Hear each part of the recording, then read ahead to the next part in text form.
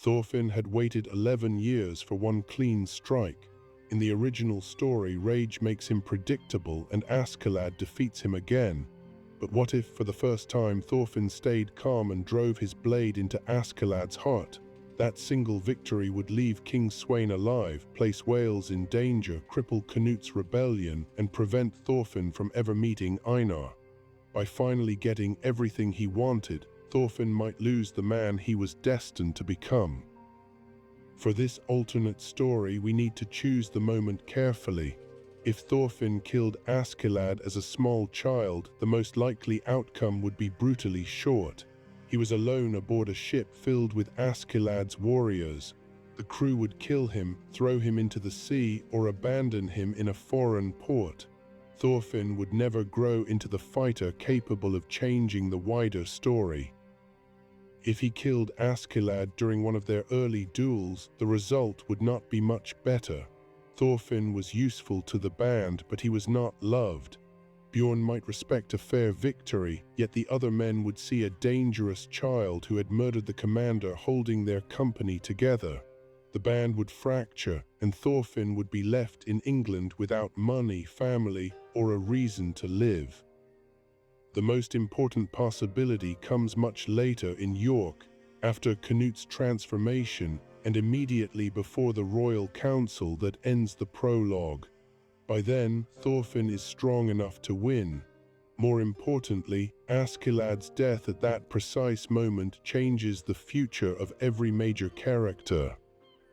The scene begins almost exactly as we remember it. Bjorn is already dead. Askeladd has granted his oldest companion the warrior's death he requested, and the loss has left him colder than usual. Canute and Thorkel watch as Thorfinn demands another duel. To Thorfinn, nothing beyond that circle matters. He has crossed battlefields, burned villages, and survived impossible missions for the right to stand here. Askeladd knows him completely. He knows how Thorfinn steps forward, which shoulder tightens before he attacks, and how easily one insult about Thor's can turn patience into fury. That knowledge has protected Askeladd for years. He does not need to be faster than Thorfinn. He only needs to make the boy angry. In the original duel, the trap works. Thorfinn rushes. Askeladd reads him, breaks his rhythm, and defeats him without needing to match his speed. Then he tells Thorfinn a story about the Roman world and asks how long the boy intends to remain trapped inside a pointless revenge. But this time, one small detail changes. When Askeladd speaks Thor's name, Thorfinn still feels the familiar fire rise through his chest. His fingers tighten around the knife. Every year since the ship off the Faroe Islands seems to collapse into that instant. He sees his father kneeling beneath arrows. He sees Askeladd smiling. He hears the sound of the body falling onto the deck. Then he remembers something else. He remembers Askeladd's expression during every previous duel, the tiny movement of the eyes, the certainty that Thorfinn will attack before he has made a decision. For the first time, Thorfinn understands that his anger is not a weapon he controls. It is a rope Askeladd has been holding for 11 years. So Thorfinn does nothing. The silence lasts only a heartbeat, but Askeladd notices. He has spent too long surviving not to recognize a broken pattern. He shifts his weight and stops smiling. Thorfinn circles instead of charging. Askeladd says something sharper about Thor's. Thorfinn's face twists, but his feet remain beneath him. Thorkel leans forward. Canute watches without speaking. What they are seeing is not a stronger attack. It is the disappearance of the weakness on which Askeladd's victories depended. Askeladd raises his sword. He is still the more experienced fighter, and in a measured duel, experience matters. He cuts across Thorfinn's path, forcing the boy away from his favored angle. Thorfinn retreats, lets the sword pass, and refuses the obvious counter. Askeladd expects impatience. None comes. They exchange another sequence. Steel catches steel. Thorfinn receives a shallow cut along his arm. He barely reacts. Askeladd tries to guide him toward the edge of the circle, then suddenly closes the distance to take away the advantage of Thorfinn's speed. It is the correct decision against the Thorfinn he knows. But Thorfinn has spent years fighting at distances no sensible warrior would choose. He drops beneath Askeladd's arm, turns past the sword, and places one foot behind the older man's heel. Askeladd loses balance for less than a second. Usually that second would end with Thorfinn screaming and striking too early. This time the knife enters beneath the ribs. There is no triumphant sound, no great announcement. Askeladd's sword falls from his hand and lands on the ground with a weight that seems strangely small. Thorfinn remains pressed against him, still holding the knife. For 11 years, this is the moment he has imagined. In some versions he shouted. In others, he stood over Askeladd and demanded that the dying man admit defeat. Sometimes he imagined his father watching from somewhere beyond the battlefield. The real moment contains none of it. Askeladd looks down at the blade, then back at Thorfinn. Surprise passes across his face, followed by something almost like recognition. The boy finally learned.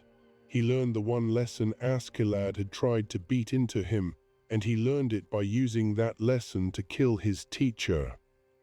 Thorfinn pulls the knife free.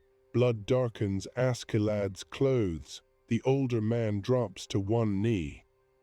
Thorkel laughs once, not because the death is amusing, but because the impossible has happened. Canute takes a step forward. His guards reach for their weapons, uncertain whether the duel has ended or an assassination has begun. Askeladd prevents them from deciding. He raises one hand and says the duel was fair. The words cost him breath. Thorfinn waits for satisfaction to arrive. Instead, he feels the cold air against the blood on his hand. Askeladd looks toward Canute. He no longer has time to build the careful plan he has been constructing. Sweyn intends to force the prince into choosing between Wales and rebellion.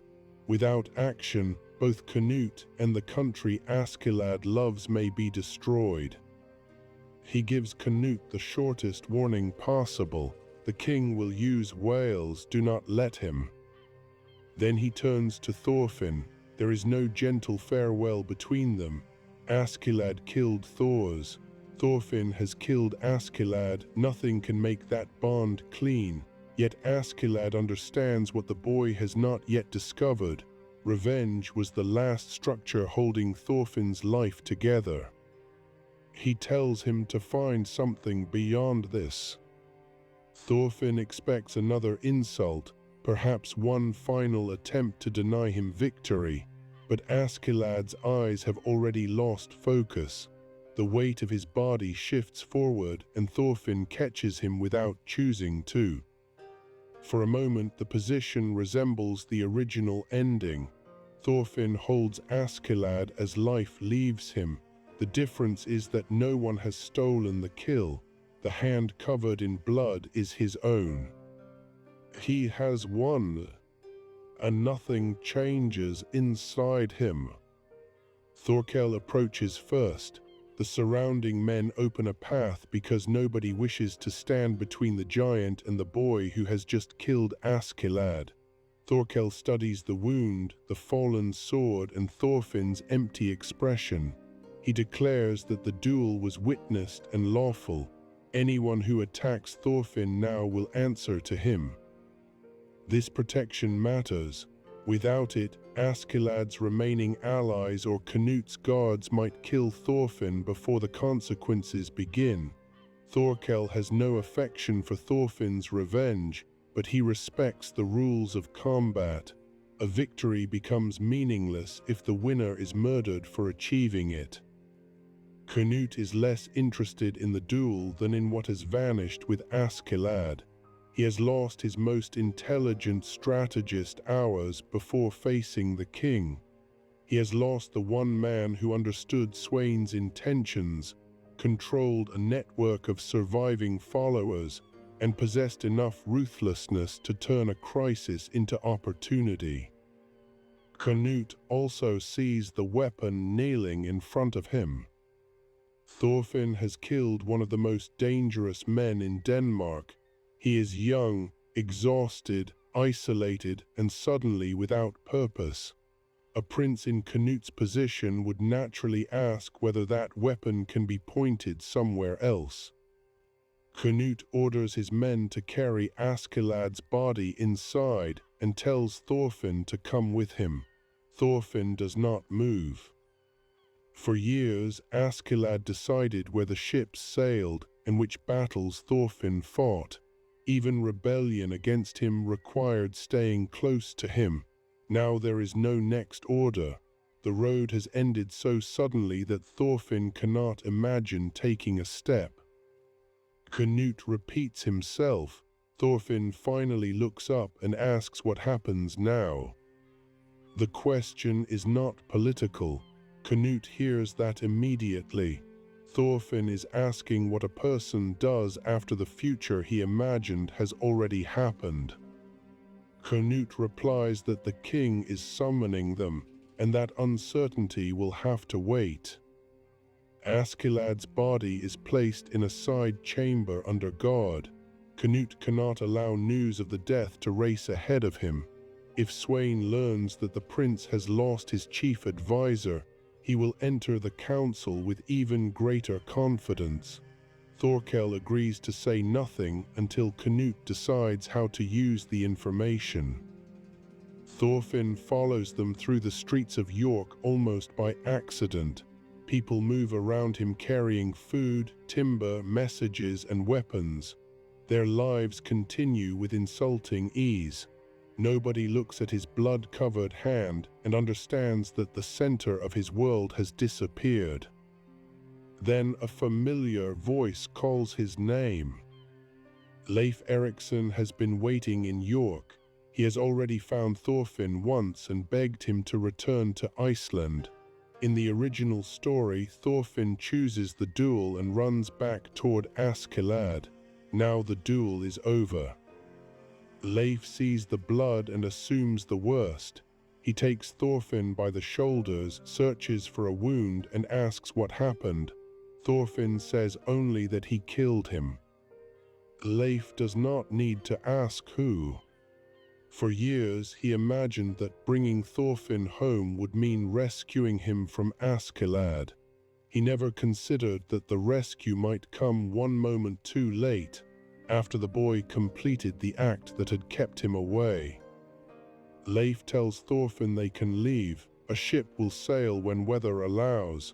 Helga is waiting, Ylva is waiting.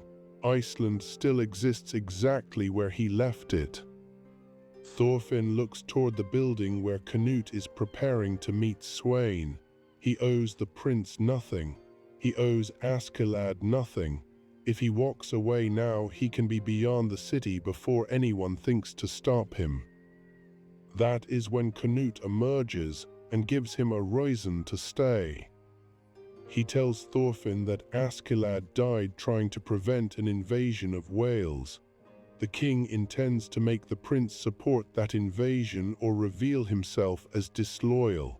With Askeladd gone, Canute has no plan capable of saving both Wales and his own claim.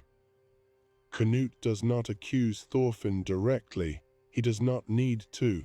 The implication settles on him with more weight than a threat. Thorfinn has not merely killed the man he hated. He may have removed the only barrier protecting thousands of people who had never harmed him. Leif recognizes the manipulation and tells Canute that Thorfinn was a child when Askeladd took him. He has paid enough. Canute answers that kings do not measure consequences according to whether the person who caused them has suffered. Wales will burn just as easily either way. Thorfinn hates him for saying it. He also knows it is true. This becomes the first great choice of the alternate timeline. Thorfinn can leave with Leif and accept that the future belongs to other people, or he can remain inside the world that consumed his childhood because his final act has placed innocent lives in danger. The old Thorfinn would stay if Canute promised him another duel. The new and empty Thorfinn stays because he cannot bear to carry one more village into his dreams. He tells Leif to wait one day. The royal council begins beneath a silence shaped by Askeladd's absence. Sweyn notices it immediately. The king has spent a lifetime watching ambitious men enter rooms. Missing pieces often reveal more than present ones. Canute explains that Askeladd died in a lawful duel. He offers no grief and no apology. He knows any sign of weakness will be used against him. Sweyn looks at Thorfinn, then at Thorkel. He understands enough. The small Icelandic warrior who served Askeladd has finally succeeded. To Sweyn, this is convenient. A clever and unreliable subordinate has removed himself, while the killer stands close enough to punish whenever useful. The king announces his intention to bring Wales under firmer control. He speaks about security, tribute, and the danger of allowing a protected route beside England to remain uncertain. The language is political. The meaning is invasion. Then he asks Canute to lead the opening campaign. This is more dangerous than the choice presented in the original story. With Askeladd alive, Sweyn could threaten the man's private loyalty and force him to betray either Wales or Canute. With Askeladd dead, the king turns the same trap into a test for his son. If Canute refuses, he admits disobedience. If he accepts, he becomes responsible for destroying the country whose support helped him survive the winter. Canute says he will obey. Thorkel turns toward him in surprise. Thorfinn's hand moves toward his knife before he remembers the blade is still covered in Askeladd's blood. Sweyn smiles. He believes the prince has bent. Canute has done something more dangerous. He has purchased time.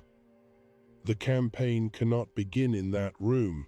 Ships must be assigned, provisions gathered, commanders informed, and routes chosen. Canute intends to use every hour between the command and the first landing to create a third option. After the council, he gathers Thorkel, Thorfinn, and the few men whose loyalty can be trusted. The contrast between the two leaders becomes immediately clear. Askeladd would already have considered 5 betrayals, 3 rumors, and the price of every guard outside the door. Canute has intelligence and will, but he has only recently begun using them. He can see the destination without yet seeing every road. Thorkel proposes the simplest answer. They kill Sweyn. Canute rejects a direct attack. The king is surrounded by guards and powerful commanders. If Canute openly murders his father without controlling the story, Harold becomes the rightful avenger. The English nobles turn away, and the Danish army splits. Killing a king is easier than surviving the space he leaves behind. Thorkel looks toward Thorfinn. A quiet blade in a corridor could succeed where an open attack fails. Canute asks Thorfinn whether he can do it. Only hours earlier, the question would have sounded ordinary. Thorfinn has killed guards, scouts, messengers, soldiers, and men whose names he never learned. One more old king should mean nothing. But Askeladd's death has changed the weight of the knife. Thorfinn can still feel the moment the blade passed through cloth and flesh. He can still feel Askeladd's body folding toward him. The victory has not freed him. It has made every previous death visible. He says no. Thorkel laughs again, this time with disbelief.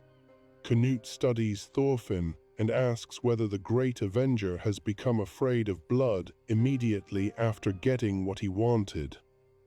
Thorfinn does not know. Fear would be easier to understand. He says that if Canute wants his father dead, Canute should do it himself. The answer strikes directly at Canute's transformation. Canute has decided that he will use power and accept sin to build a better world. Yet until now, Askeladd has performed much of the ugliest work. Without Askeladd, Canute must discover whether he truly means what he declared beneath the snow. The prince does not threaten Thorfinn. Instead, he changes the plan. Canute will travel toward Wales as ordered. He will communicate secretly with the Welsh leaders who sheltered them, delay the army, and turn the campaign into a public demonstration of Sweyn's failure. If the king's commanders can be divided and the Welsh refuse battle, Canute may return with enough political support to challenge his father. It is an uncertain plan. Askeladd would have called it too dependent on other people behaving rationally. Thorfinn agrees to travel only as far as the Welsh border. He tells himself he is not joining Canute. He is closing the last consequence of killing Askeladd. Once Wales is safe, he will leave with Leif. Leif knows promises like that can consume years. Still, he cannot drag Thorfinn onto a ship. He arranges to remain near York and makes Thorfinn swear he will return before the spring sailing. The army moves west under Canute's banner. News spreads that the prince obeys his father, and Sweyn allows himself to believe the political crisis has passed.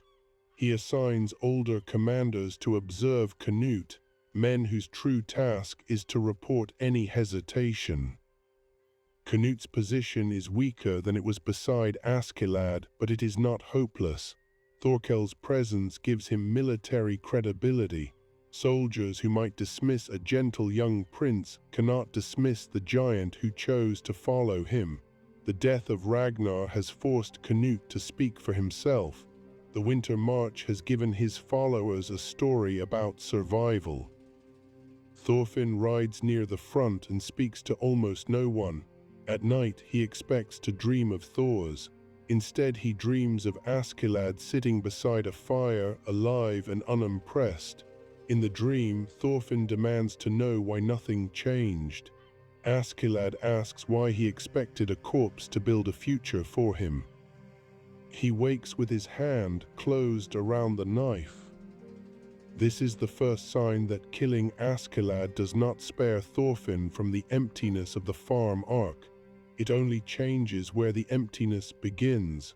In the original story, another man takes away Thorfinn's revenge, leaving him with a life that feels stolen. Here, Thorfinn completes the revenge and discovers it was empty by its own nature. That realization could eventually lead him toward the same rejection of violence, but the route will be more dangerous because he is not removed from war. He is still traveling with an army, still treated as a weapon, and still surrounded by people who praise the thing he is beginning to hate. When the force reaches the approaches to Wales, Canute sends secret messengers toward Gratian and the local leaders who allowed Askeladd's party through. The reply is colder than he expects. The Welsh know Askeladd is dead. To them, he was not simply a mercenary with a hidden attachment. He was a promise that influence within the Danish world might shield them. Canute arrives wearing the authority of the king who intends to invade. Words about secret friendship mean little beside the army behind him. Gratian agrees to meet only if Canute comes with a small escort. Thorkel objects because the meeting could be a trap. Canute replies that trust cannot begin when one side brings hundreds of armed men. He takes Thorfinn and a handful of guards. The meeting occurs in a stone hall overlooking a narrow valley. Gracian's grief for Askeladd is controlled but not hidden. He looks at Thorfinn and asks whether this is the boy who killed Lucius Artorius Castus. Thorfinn has heard the name before but never spoken with such weight. To him, Askeladd was a liar, commander, enemy, and target. To these men, he was the lost son of Lydia and a possible bridge to an older Britain. Gratian does not attack him. That would reduce Askeladd's death to another private revenge. Instead, he asks what Thorfinn intends to do with the life purchased by the killing. Thorfinn has no answer. Canute explains his plan. The Welsh forces will withdraw from the route Sweyn expects them to defend. Canute will advance into empty country while spreading reports of supply failure and resistance farther inland. Meanwhile, friendly traders will carry news that Sweyn has sent his own son into an impossible campaign. If Canute can delay long enough, winter, cost, and unrest in England may force the king to reconsider. Gratian sees the weakness immediately. Sweyn may simply send more men. He may replace Canute. He may burn every settlement along the coast to demonstrate that delay has a price. The prince knows his plan requires a final pressure he has not named. Sweyn must lose the ability to continue. Canute still does not say assassination. He does not need to. Gratian agrees to delay open conflict, not because he trusts Canute, but because every day without battle allows civilians to move supplies and families away from exposed areas. Wales begins preparing for the war that diplomacy may only postpone. Thorfinn watches carts moving through villages. Children sit among sacks of grain. Old people led animals away from the coast. Nobody knows his name, yet their movement began partly because of his knife. For the first time, revenge has a population. He tells Canute he will return to York and kill Sweyn. Canute asks what changed. Thorfinn says nothing changed. That is the problem. Askeladd is dead and the world still produces another target. If killing one more man can stop an army, then perhaps this final death will have a purpose his revenge did not. Canute accepts too quickly. This is the moment their paths begin to separate. Canute sees a necessary sacrifice. Thorfinn sees a chance to transform violence into repayment. Neither recognizes that they are rebuilding the same chain that held Thorfinn to Askeladd. One necessary killing creates the reason for another. Thorkel volunteers to accompany him, but secrecy requires a smaller presence. A giant recognized across England cannot slip into the king's quarters. Thorfinn travels east with 2 Welsh guides and one of Canute's messengers, moving ahead of the army's reports. The journey gives him too much time to think. He imagines Sweyn's death, but the image will not remain separate from Askeladd's. He remembers every mission accepted for a duel. Each time he told himself the victims were obstacles between him and justice. Now a prince is offering justice as the reason for another mission. Near the English border, Thorfinn leaves the road. He cannot complete the assassination. He also cannot return to Canute and admit that the plan has failed. For the first time since childhood, he chooses a direction no commander gave him. He turns north toward York, not to kill the king, but to find Leif. Thorfinn expects Canute to send men after him. None arrive. The prince cannot reveal that he ordered an assassination without also exposing his rebellion. By disappearing, Thorfinn has made himself useless as both agent and witness. Canute must continue the campaign while pretending the missing boy was never part of it. Leif is still in York when Thorfinn returns.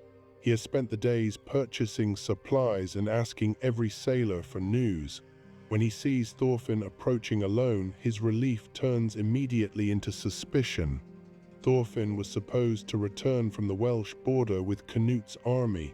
Instead, he carries no provisions, no message, and the expression of someone who has walked away from more than a road. Leif asks whether Wales is safe. Thorfinn says he does not know. He does not explain the assassination plan. Saying it aloud would force him to admit how close he came to exchanging one revenge for another. Leif has already spent years carrying guilt over failing to bring him home.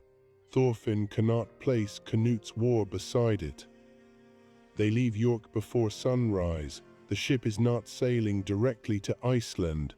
Winter and commercial obligations make a simple journey impossible.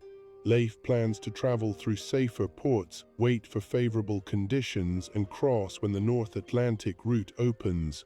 For Thorfinn, the exact path does not matter.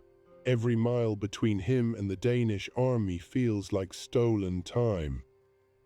Behind them, Canute's position deteriorates. The reports from Wales become harder to control. The army advances slowly through emptied routes and finds little food. Sweyn's observers correctly identify that Canute is delaying. They send messages east accusing the prince of secret negotiation. Sweyn is not surprised. He expected resistance. What disappoints him is its weakness. Canute has not refused publicly, rallied the army, or struck at the throne. He has obeyed just enough to expose his disloyalty without gaining the force needed to survive it. The king orders another commander to take control of the campaign and summons Canute to answer for the delay. If Canute returns, he may be imprisoned or killed. If he refuses, he becomes an open rebel with only Thorkel and a divided force. Thorkel recommends refusing. He has waited for the political contest to become a war. Open rebellion simplifies the world. There will be two sides, two leaders, and enough battle to reveal which one deserves to rule. Canute understands what Thorkel does not care to consider. Many soldiers who admire the prince still regard Sweyn as their king. They may follow Canute into Wales and refuse to follow him against his father. Harold remains in Denmark with a stronger claim and established support. English nobles will not risk themselves for a Danish prince who cannot control his own army. Askeladd might have found a lie capable of holding those loyalties together. He might have forged an order, created a threat, or sacrificed himself in a way that forced Canute to appear decisive. Canute has inherited the ambition without the man who understood how to stage it. He begins planning a retreat toward friendly territory. Then history gives him the escape no strategist could guarantee. King Sweyn dies. The death comes suddenly, only weeks after the conquest of England, just as it did in real history. In the original Vinland Saga timeline, Askeladd kills Sweyn before nature has the opportunity. In this alternate version, the king survives the council, commands the Welsh campaign, learns of Canute's obstruction, and then dies before he can punish it. No one agrees on the cause. Some say illness. Others say the king fell from a horse. Priests whisper about divine judgment while enemies suggest poison. Canute did not order it, but that does not prevent people from suspecting him. The Welsh campaign stops immediately. Every commander now has a more urgent question: who is king? The army in England chooses Canute. The choice is practical. He is present, royal, and surrounded by experienced warriors. Thorkel's support makes opposition dangerous. Canute returns from the west not as a disgraced prince, but as the man his soldiers proclaim ruler. Wales is saved, at least for the moment, by the death of the king rather than the sacrifice of Askeladd. Canute should feel relieved. Instead, he recognizes the instability Askeladd had tried to solve. The Danish fleet can call him king, but England is not the fleet. English nobles invite Aethelred back from exile. Harold controls Denmark. Sweyn's death has removed the threat above Canute while releasing every rival around him. Canute sends word for Thorfinn, then learns he has departed with Leif. Thorkel expects anger. The prince simply says that a weapon which chooses when it will strike was never truly his. Canute withdraws from England. Like the historical Canute, he does not have enough support to hold the kingdom in 1014. His ships return across the sea while Aethelred reclaims the throne. Before departing, Canute leaves brutal signs of his displeasure among hostages associated with the earlier campaign. The gentle prince who once hid behind Ragnar is becoming a ruler, but without Askeladd's theatrical sacrifice, the transformation is less controlled and more visibly cruel. For the next year, Canute assembles another invasion. Harold offers ships and men, partly to help his brother and partly to direct Canute's ambition away from Denmark. Alliances are made with Scandinavian commanders. Promises of English wealth attract warriors who do not care which son of Sweyn possesses the better claim. Thorkel remains essential. His reputation recruits men and his knowledge of England is difficult to replace. Yet Canute never trusts him as he trusted Askeladd. Thorkel follows strength and excitement. If the campaign becomes dull or the prince appears weak, loyalty may become another wager. Canute compensates by becoming harder. Every decision passes through him. He listens to several advisors so that no single man can occupy Askeladd's position. He learns to conceal plans, to reward competing followers, and to let each believe his influence is greater than it is. Askeladd's absence does not prevent Canute from becoming king. History placed forces behind Canute larger than one mercenary commander, but it changes the kind of king he becomes. In the original story, Canute's rise is shaped by a final lesson in controlled sacrifice. He sees Askeladd destroy himself to protect both Wales and the prince's claim. Here, Canute learns a colder lesson. Individuals fail, hesitation is exposed, and fortune may rescue a ruler only once. He decides he will never again depend on one man's courage. While Canute prepares to return, Thorfinn experiences a different kind of retreat. The sea route north is slow. Leif talks when the weather is calm and remains silent when Thorfinn cannot bear conversation. He tells stories about Iceland, Greenland, and Vinland, hoping one of them will awaken the child who once listened beside the fire. Thorfinn remembers the stories. He also remembers marking them after Thor's died. A peaceful western land had seemed like a tale for children who had never seen a battlefield. Now the idea troubles him for another reason. If such a place exists, it means Askeladd was never the only future available. Every year Thorfinn spent following him was a choice, even if it was a choice made by a grieving child. Leif never says this. He blames himself too much to blame Thorfinn. That kindness makes the thought harder to escape. The ship reaches Iceland after the turning of the season. Thorfinn stands at the rail as familiar cliffs emerge through mist. He expected home to feel smaller than memory. Instead, it feels impossibly large, as though every field contains years he did not live. Ylva is the first to reach him. She recognizes Leif, follows his gaze, and stops. The brother she remembers was 6 years old. The man in front of her is scarred, armed, and almost unable to meet her eyes. As she crosses the distance and strikes him, the blow is not theatrical. It is the anger of a sister who carried firewood, repaired walls, tended animals, and watched their mother wait while Thorfinn pursued a dead man across Europe.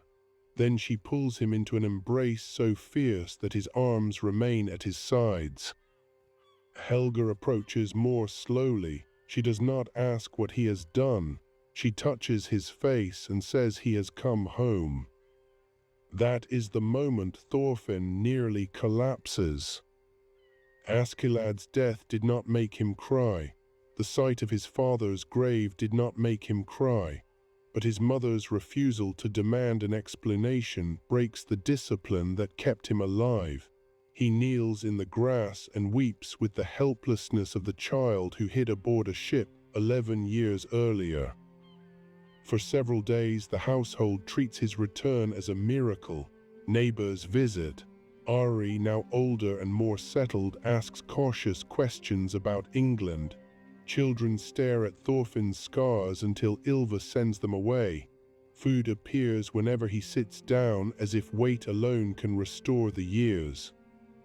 Then ordinary life begins.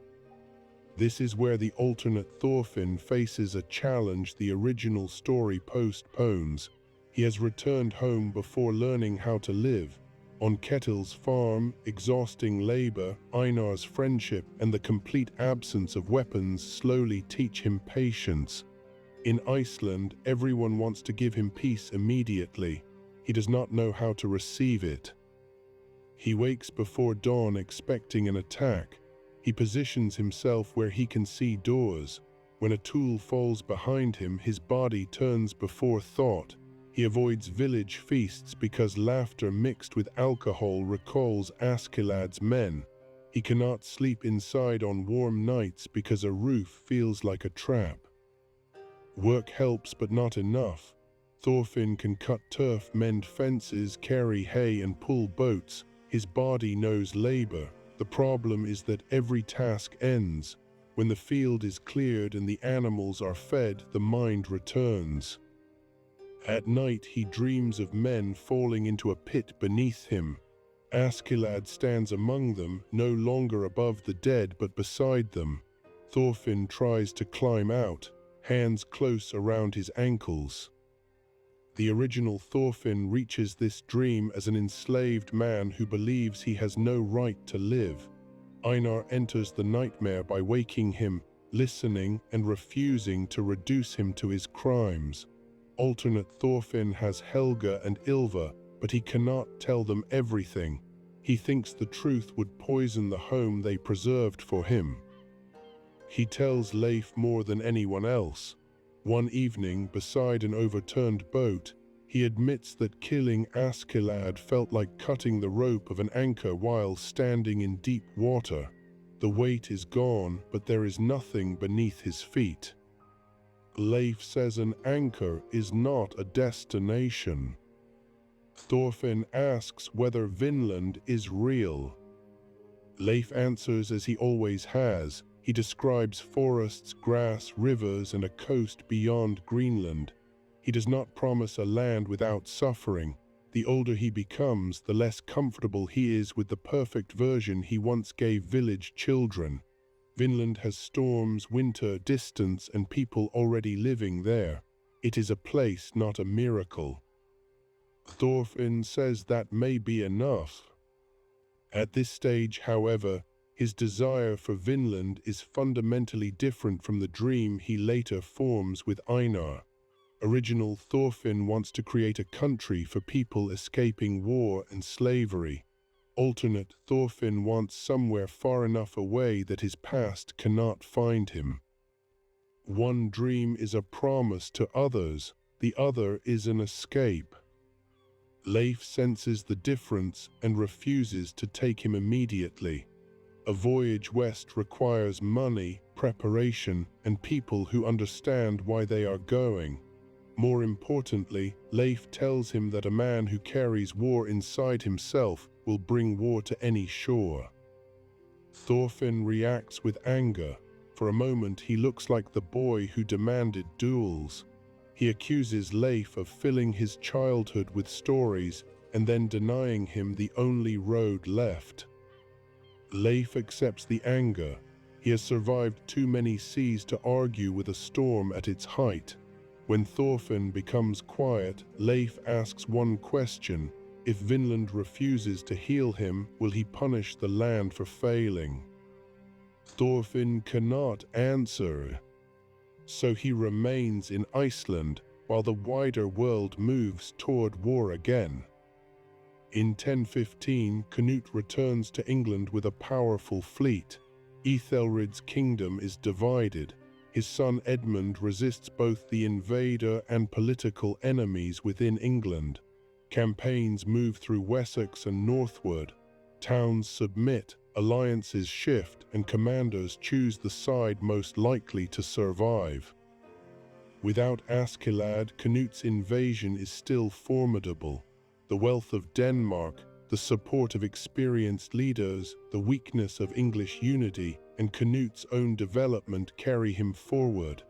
Askeladd mattered enormously to the prince's personal story, but England was never going to be decided by one clever man alone.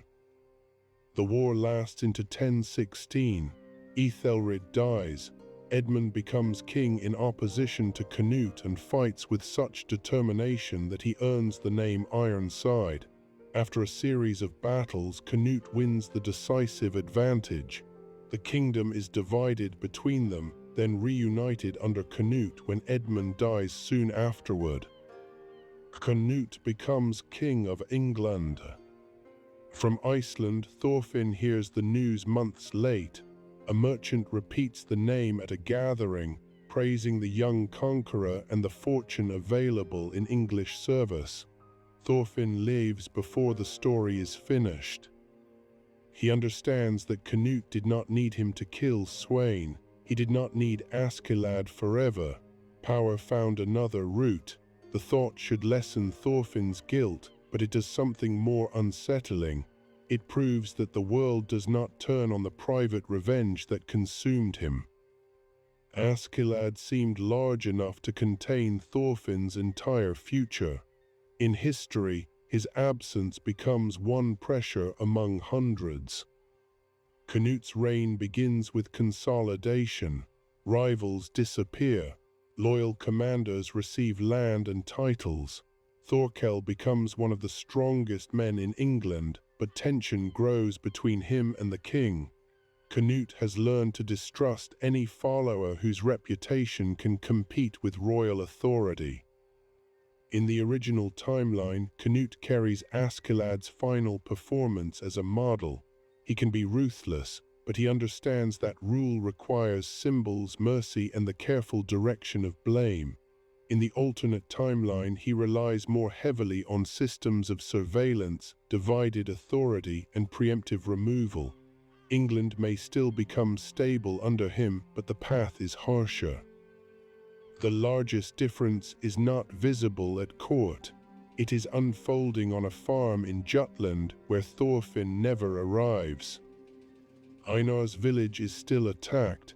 His family is still destroyed. He is still captured, transported, and sold. A buyer from Ketil's estate still sees a strong young man capable of clearing land. Einar wakes beneath a foreign roof with the same grief and anger he carried in the original story. But the silent slave beside him is someone else. Perhaps there is no second worker at all. Ketil may assign Einar to an older group, where the promise of buying freedom remains distant and less personal. He receives orders from Pater and abuse from farmhands, but he does not meet a former child soldier who understands nightmares. Einar is resilient. He knows farming, values work, and refuses to surrender his humanity. He may still earn Ketil's approval, yet clearing a forest alone or among strangers changes the emotional rhythm. There is no Thorfinn to share the labor, no friendship formed through equal exhaustion, and no man whose guilt forces Einar to confront the difference between hatred and revenge. Arnheid remains at the farm. Einar is still drawn toward her kindness.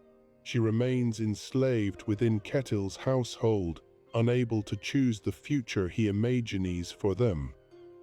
When Gardar escapes and comes searching for Arnheid, the crisis unfolds without Thorfinn's intervention. Snake's men hunt him. Gardar kills in desperation. Arnheid tries to help the husband from whom slavery separated her. Einar will almost certainly help her. That part of him does not depend on Thorfinn, but without Thorfinn's speed and ability to delay Snake, the escape attempt fails sooner. There are several possible outcomes, and none is gentle. Snake may kill Gardar before Arnheid reaches the cart. Einar may attack armed retainers and be cut down. Arnheid may be captured before she can spend even one final night beside her husband. The most likely version is that Gardar dies, Einar is beaten and restrained, and Arnheid is returned to Ketil. Her punishment still follows when Ketil comes home frightened and humiliated by Canute's pressure. In the original story, Thorfinn cannot save Arnheid from Ketil's violence, but he helps Einar survive the rage that follows. He prevents his friend from turning one murder into another, and Arnheid's death becomes part of their shared commitment to build a place for people who have nowhere to flee. Here, Einar stands alone beside her grave. If he survives, his anger has nowhere to go except toward Ketil. He may try to kill the master and be stopped by Snake. He may be imprisoned until Canute's army arrives. He may simply lose the ability to imagine freedom as anything more than escape. Then Canute moves against Ketil's estate. The reasons remain similar. The king needs wealth and seeks a legal excuse to seize a valuable farm. Ulmer's pride is manipulated. Violence in Jelling creates the accusation Canute requires. Ketil returns home and gathers retainers and farmers for a battle they cannot win. Thorfinn is not there to stand before the king. No one receives 100 blows to earn the right to speak. No one reminds Canute of the young prince who once wanted to save the world. The royal army defeats Ketil's force and continues until resistance is fully broken. Snake may organize a retreat, but he cannot protect the entire estate. More farmers die. Ketil loses his land. Ulmer's late understanding comes too slowly to prevent the seizure. Sverkel watches the farm pass into royal control. Canute tells himself the outcome is necessary. A crown requires money, and taking one estate may prevent heavier taxes across a kingdom. Without Thorfinn standing in front of him, there is no living contradiction strong enough to make him reconsider. This becomes one of the darkest consequences of Thorfinn's successful revenge. Killing Askeladd keeps him out of slavery, which sounds like salvation, but that suffering was where he met the person who helped transform his guilt into responsibility. Without Einar, Thorfinn loses his closest friend. Without Thorfinn, Einar loses the person capable of protecting his hope. Neither man knows the other exists. Their absence from each other changes more than two lives. The dream of Vinland, as a country explicitly created for people fleeing war and slavery, is never born in the same form. Years pass in Iceland. Thorfinn does not become peaceful in one revelation. He becomes tired first. The anger that once drove him has nowhere to gather, and each season teaches him how much effort is required simply to remain alive. Lambs are born, roofs leak. Hay must be cut before rain. Boats return with too little fish. Children who were not alive when he left begin treating him as an ordinary adult. At first, he resents this ordinariness. Nobody understands that he once crossed a burning battlefield alone. Nobody cares that men in England spoke his name with fear. Ylva cares whether he remembered to repair a fence. Helga cares whether he has eaten.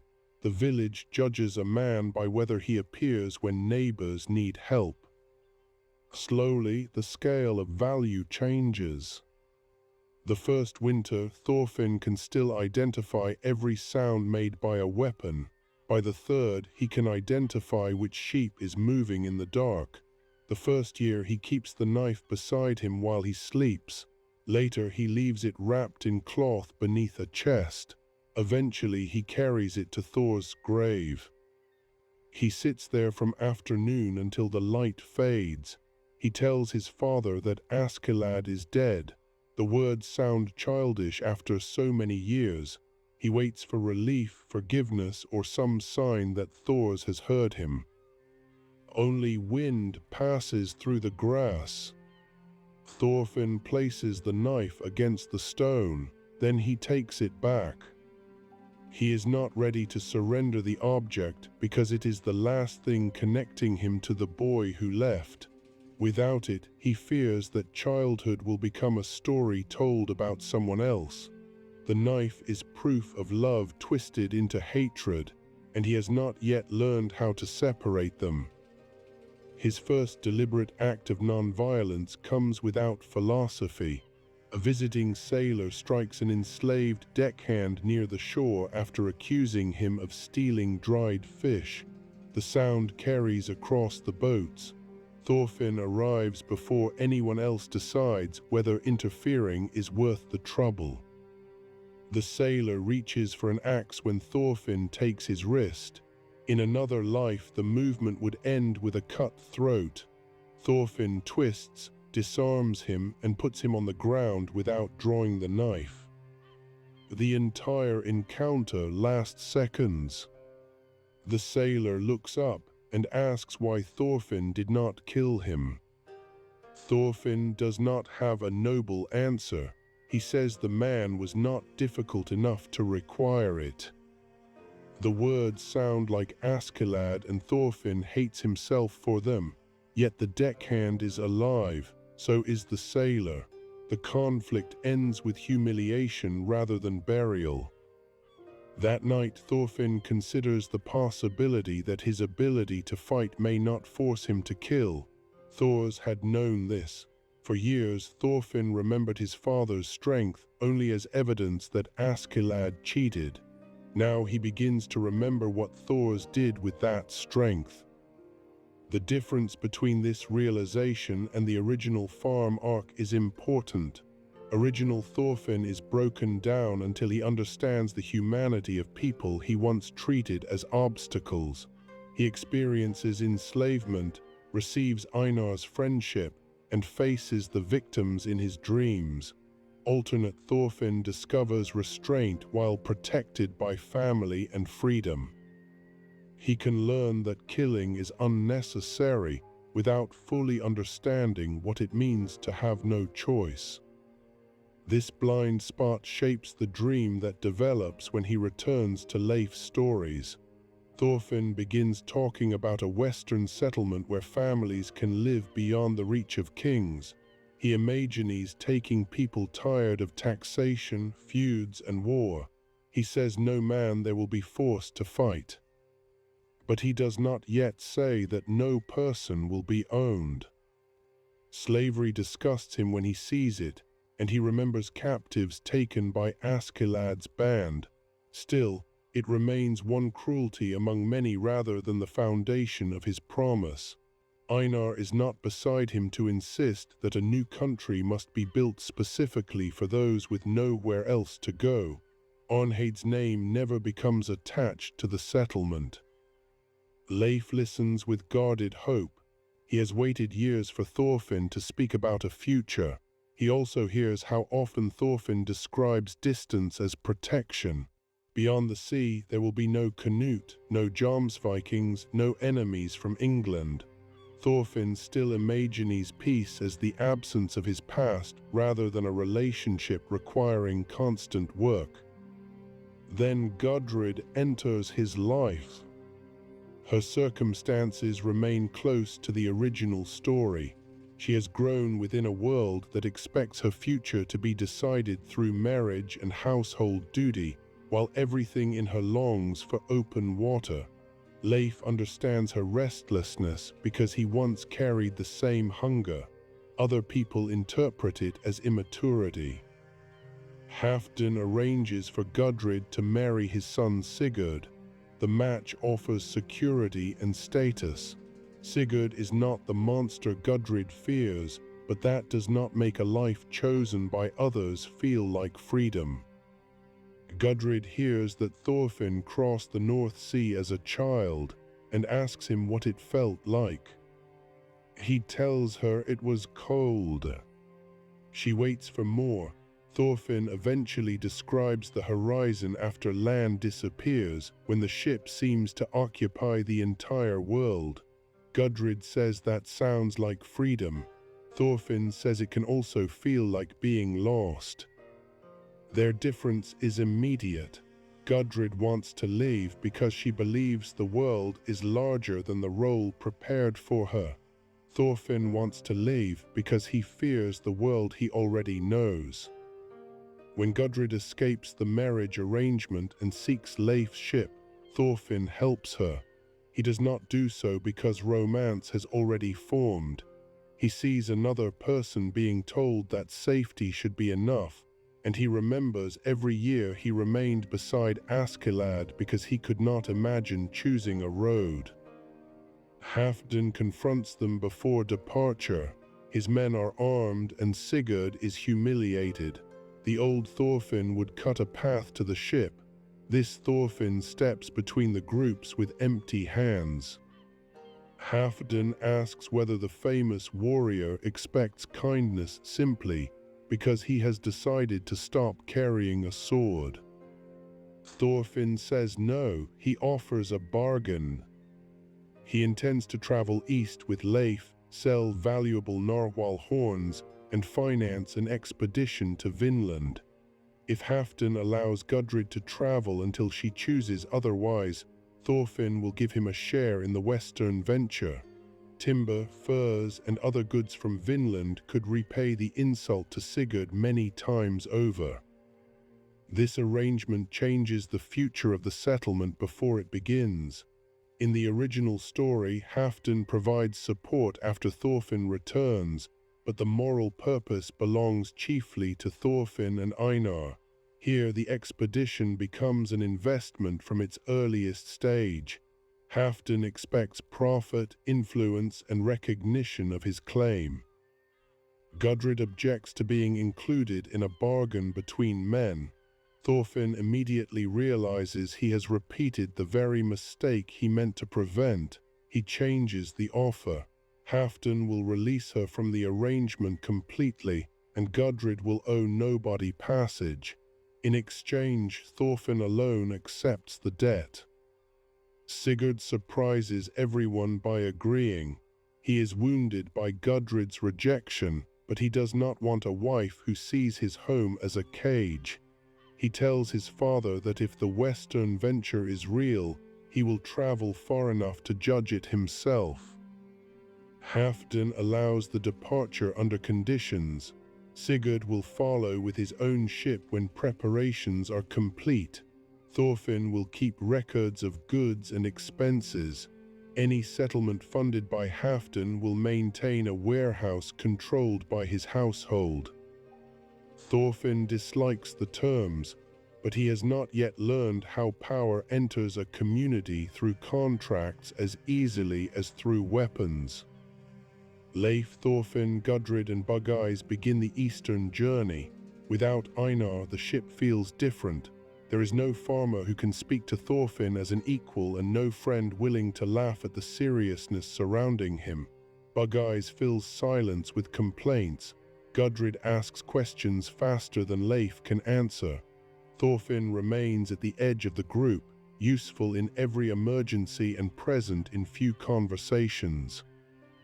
The plan to sell narwhal horns still takes them through Norway and toward the trade routes leading east. Thorfinn's reputation travels ahead of him. Men remember the small fighter from Askeladd's company. Some say he killed Askeladd in a fair duel. Others claim he murdered him while the commander slept. Every version makes Thorfinn sound more dangerous. Floki hears the same stories. To Floki, Thorfinn is both threat and opportunity. The son of Thors has killed the one mercenary who knew too much about the old assassination. He remains connected by blood to the Jomsviking leadership and carries a reputation capable of attracting dissatisfied warriors. If controlled, he can remove Van. If uncontrolled, he may discover why Thors died. Floki sends men offering profitable work and safe passage. Thorfinn refuses. He has no desire to return to Jomsborg or serve another commander. The refusal makes him more dangerous. A weapon that declines payment may be following a purpose of its own. Van's faction also learns Thorfinn is alive. The old Jomsviking understands the significance immediately. Thor's son has returned from England after killing Askeladd. If Thorfinn learns that Floki ordered his father's death, the balance within the Brotherhood could collapse. The Baltic conflict therefore pulls toward Thorfinn, even though he tries to sail past it. Garm receives the task of bringing him in. Like the original version, Garm is fascinated by anyone rumored to be strong. But this Thorfinn has not spent years making and testing an absolute vow. He avoids killing because he has seen its emptiness, not because he has built a complete philosophy. Their first encounter is more dangerous. Garm attacks beside a narrow road while the group moves supplies toward a port. Thorfinn evades the spear and tells the others to run. Garm interprets retreat as invitation. He increases the speed of his attacks until Thorfinn has to draw the knife he could not leave at his father's grave. The blade feels familiar, too familiar. Thorfinn cuts Garm across the shoulder. The wound is shallow, but the sight of blood awakens an old rhythm. For several exchanges he stops defending and begins hunting. Garm smiles because this is the opponent he wanted. Thorfinn comes within a breath of killing him. Gudrid shouts his name. It is not a command and not a plea. It is simply a reminder that someone outside the duel can see him. Thorfinn stops the blade at Garm's throat. Garm asks why. Thorfinn looks at the blood on the knife and sees Askeladd kneeling in York. He says that winning did not do what he thought it would. Garm cannot understand. To him, victory does not need to build a future. It only needs to prove who was stronger in that moment. He withdraws because the interrupted fight interests him more than a completed one. He promises to return when Thorfinn is ready to stop pretending. The encounter becomes Thorfinn's first spoken commitment. That evening he tells Gudrid and Leif that he does not want to kill again. Bug-Eyes asks whether that means he will allow an attacker to kill the rest of them. Thorfinn says no. Bug-Eyes asks how both promises can be true. Thorfinn cannot explain. This is the same practical challenge the original story explores, but alternate Thorfinn reaches it without Einar's certainty or the years of reflection on Ketil's farm. His ideal begins as a reaction to emptiness. It is emotionally powerful and structurally weak. The group soon encounters Hild. Her father still died during one of Askeladd's attacks. Thorfinn still participated. Killing Askeladd did not erase the people Thorfinn killed on the road toward revenge. Hild has spent years surviving, learning, and carrying her own promise of vengeance. When her crossbow bolt strikes near Thorfinn, he recognizes the methodical patience of someone who has built a life around one target. He is looking at a version of himself who did not receive the duel yet. Hild corners him away from the others and explains who she is. The memories return in fragments: a house, smoke, a fleeing man, an order from Askeladd. Thorfinn cannot honestly say he remembers every face. That is the cruelest truth. Hild's father became the center of her life at the same moment he became one forgotten victim in Thorfinn's. In the original timeline, Thorfinn can point to years without killing and a clear mission to build Vinland. Einar stands as evidence that Thorfinn is capable of creating rather than destroying. Here he has fewer proofs. Hild asks what he has done to repay the dead. Thorfinn says he killed Askeladd. The answer sounds worthless as soon as he gives it. Askeladd's death did not restore Hild's father. It was not done for her or for any village. Thorfinn killed the commander to satisfy himself. Hild raises the crossbow. Thorfinn does not move. He tells her she has the right to fire. Then he adds that if she waits, he will try to build a place where people fleeing men like his younger self can live. He cannot prove it. He cannot promise success. It is simply the first purpose he has found that asks something from him after tomorrow.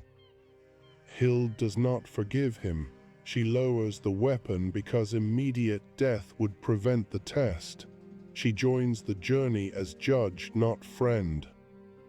Her presence gives alternate Thorfinn part of what he lost by never meeting Einar.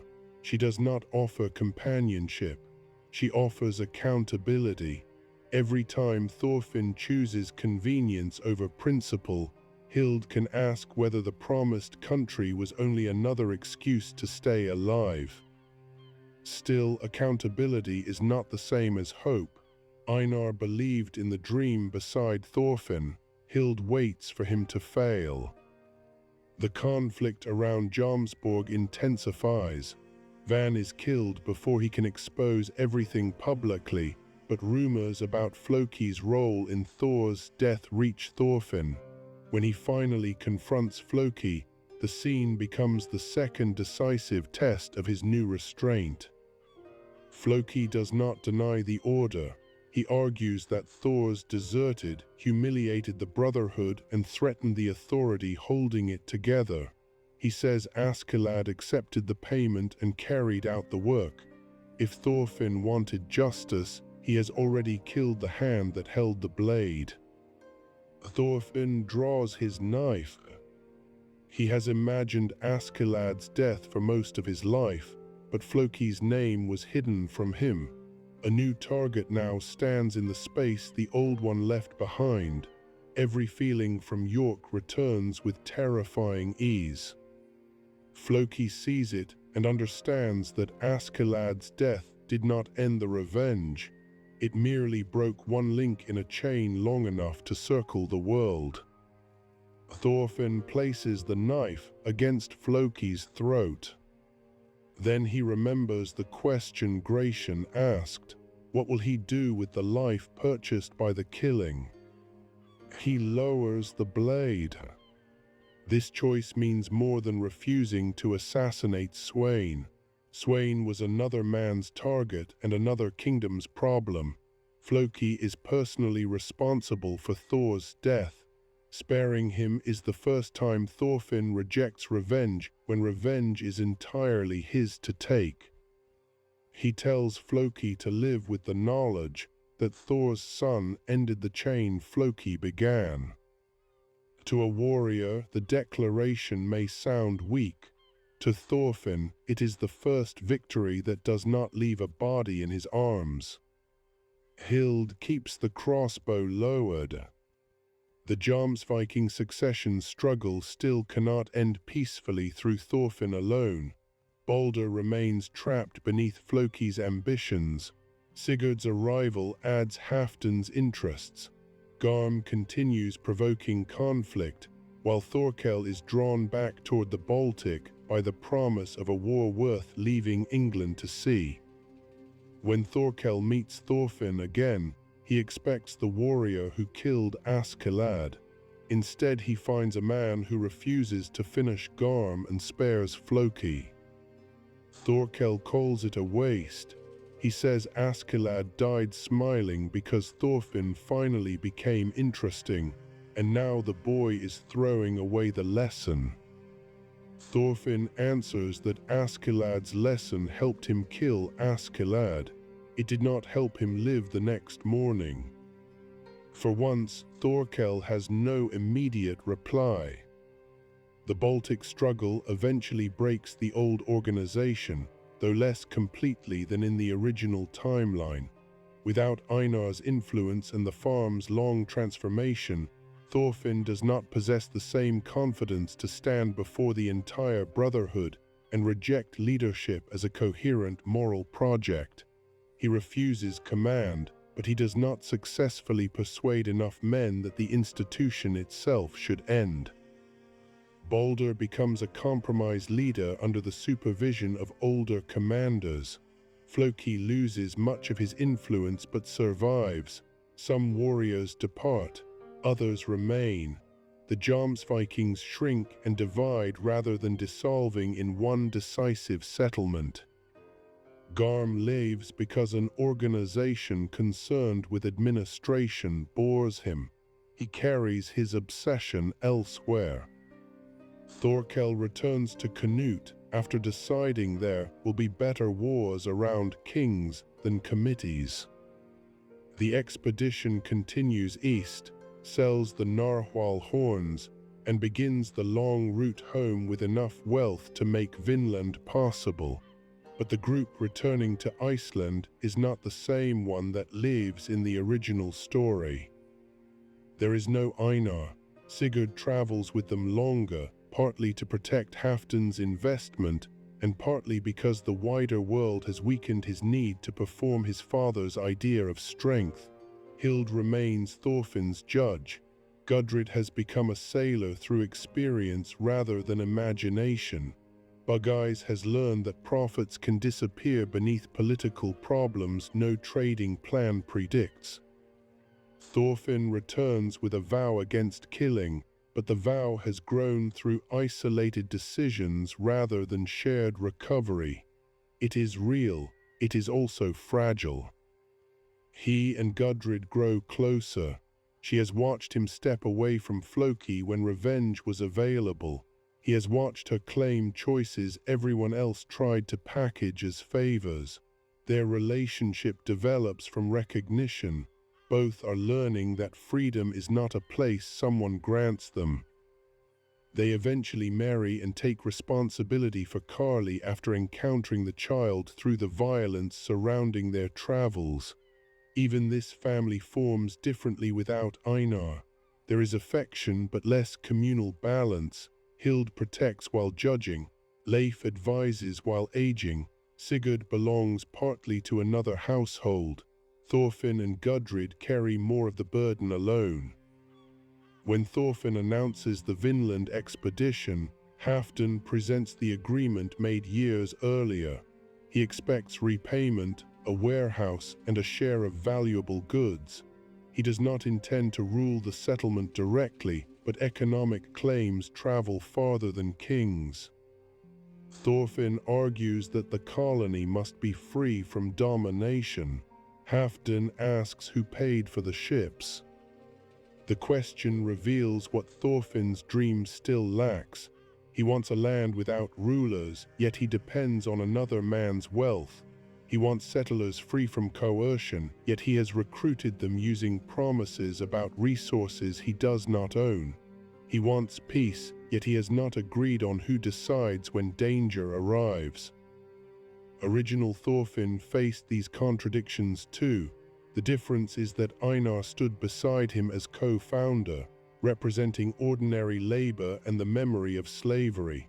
Alternate Thorfinn stands closer to the model of a respected expedition leader. People trust his strength and fame, which means they are less likely to challenge the assumptions beneath his plan. The ships sail west carrying tools, animals, seid, families, weapons, and debt. The route through Iceland and Greenland remains dangerous, but Leif's experience prevents the expedition from becoming blind exploration. They follow remembered coasts, wait through bad weather, repair damage, and gather information from people who understand the Western Sea. Thorfinn spends long hours at the bow watching the horizon he once imagined as an escape. When land finally appears, he feels no sudden peace. The coast does not know who Askeladd was. It does not know Thor's, Canute, Einar, or the promises made in Iceland. Trees move in the wind. Birds rise from the shore. The indifference is comforting until Thorfinn realizes a land without memory can also become a place where newcomers pretend their actions have no history. The settlers choose a sheltered location near fresh water and begin unloading. Houses must rise before weather turns. Animals need enclosures. Food must be counted. Timber is abundant compared with Iceland and Greenland, but abundance creates its own illusion. A forest looks endless to the first group holding axes. They name the settlement Thorsfield. Thorfinn does not suggest it. Gudrid does, believing the name will remind him of the kind of strength he wants the community to honor. The settlers approve because many know the story of Thor's as the warrior who defeated men without killing them. Hild observes that they are building a country around another warrior's legend, while claiming to have left the warrior world behind. Thorfinn cannot disagree. In the original timeline, the settlement carries Arnheid's name. That choice ties the land to an enslaved woman who died without reaching freedom.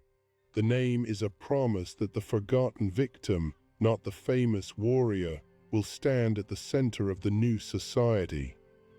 Here, nobody on the expedition knew Arnheid. Thorsfield begins with a good man's memory, but also with the old habit of organizing history around powerful men. Halfdan's warehouse is among the first substantial buildings. Sigurd supervises its construction because the agreement is his family's claim.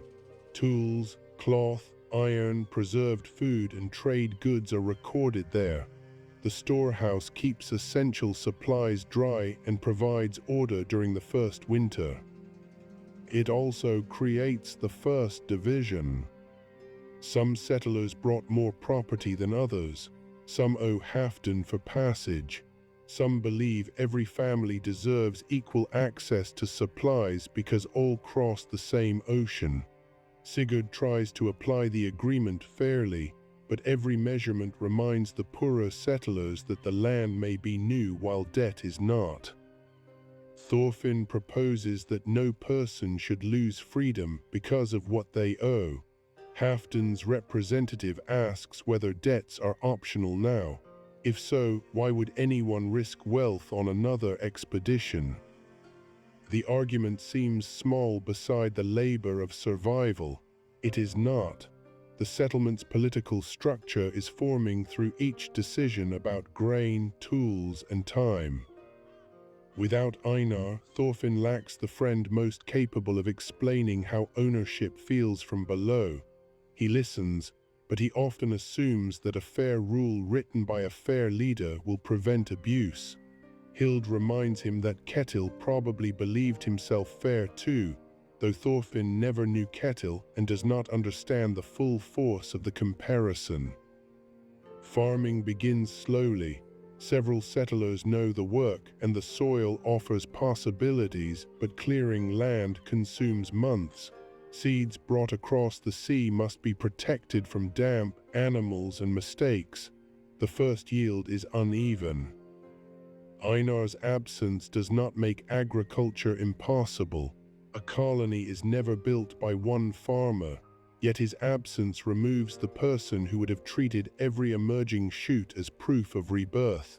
To many settlers, fields are simply food and property.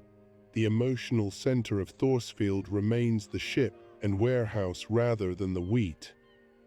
Thorfinn works harder than anyone, partly from leadership and partly because exhaustion still quiets his dreams. He cuts timber, drags stones, repairs roofs, fishes, and crosses between households whenever disagreement arises. People begin depending on him for everything. That dependence feels like trust. It is also dangerous. When one man decides every dispute, the peaceful settlement has already created a chief while pretending not to have one. Thorfinn refuses the title, but refusal does not remove the function. His reputation gives his words more weight than anyone else's. The question of weapons exposes this problem.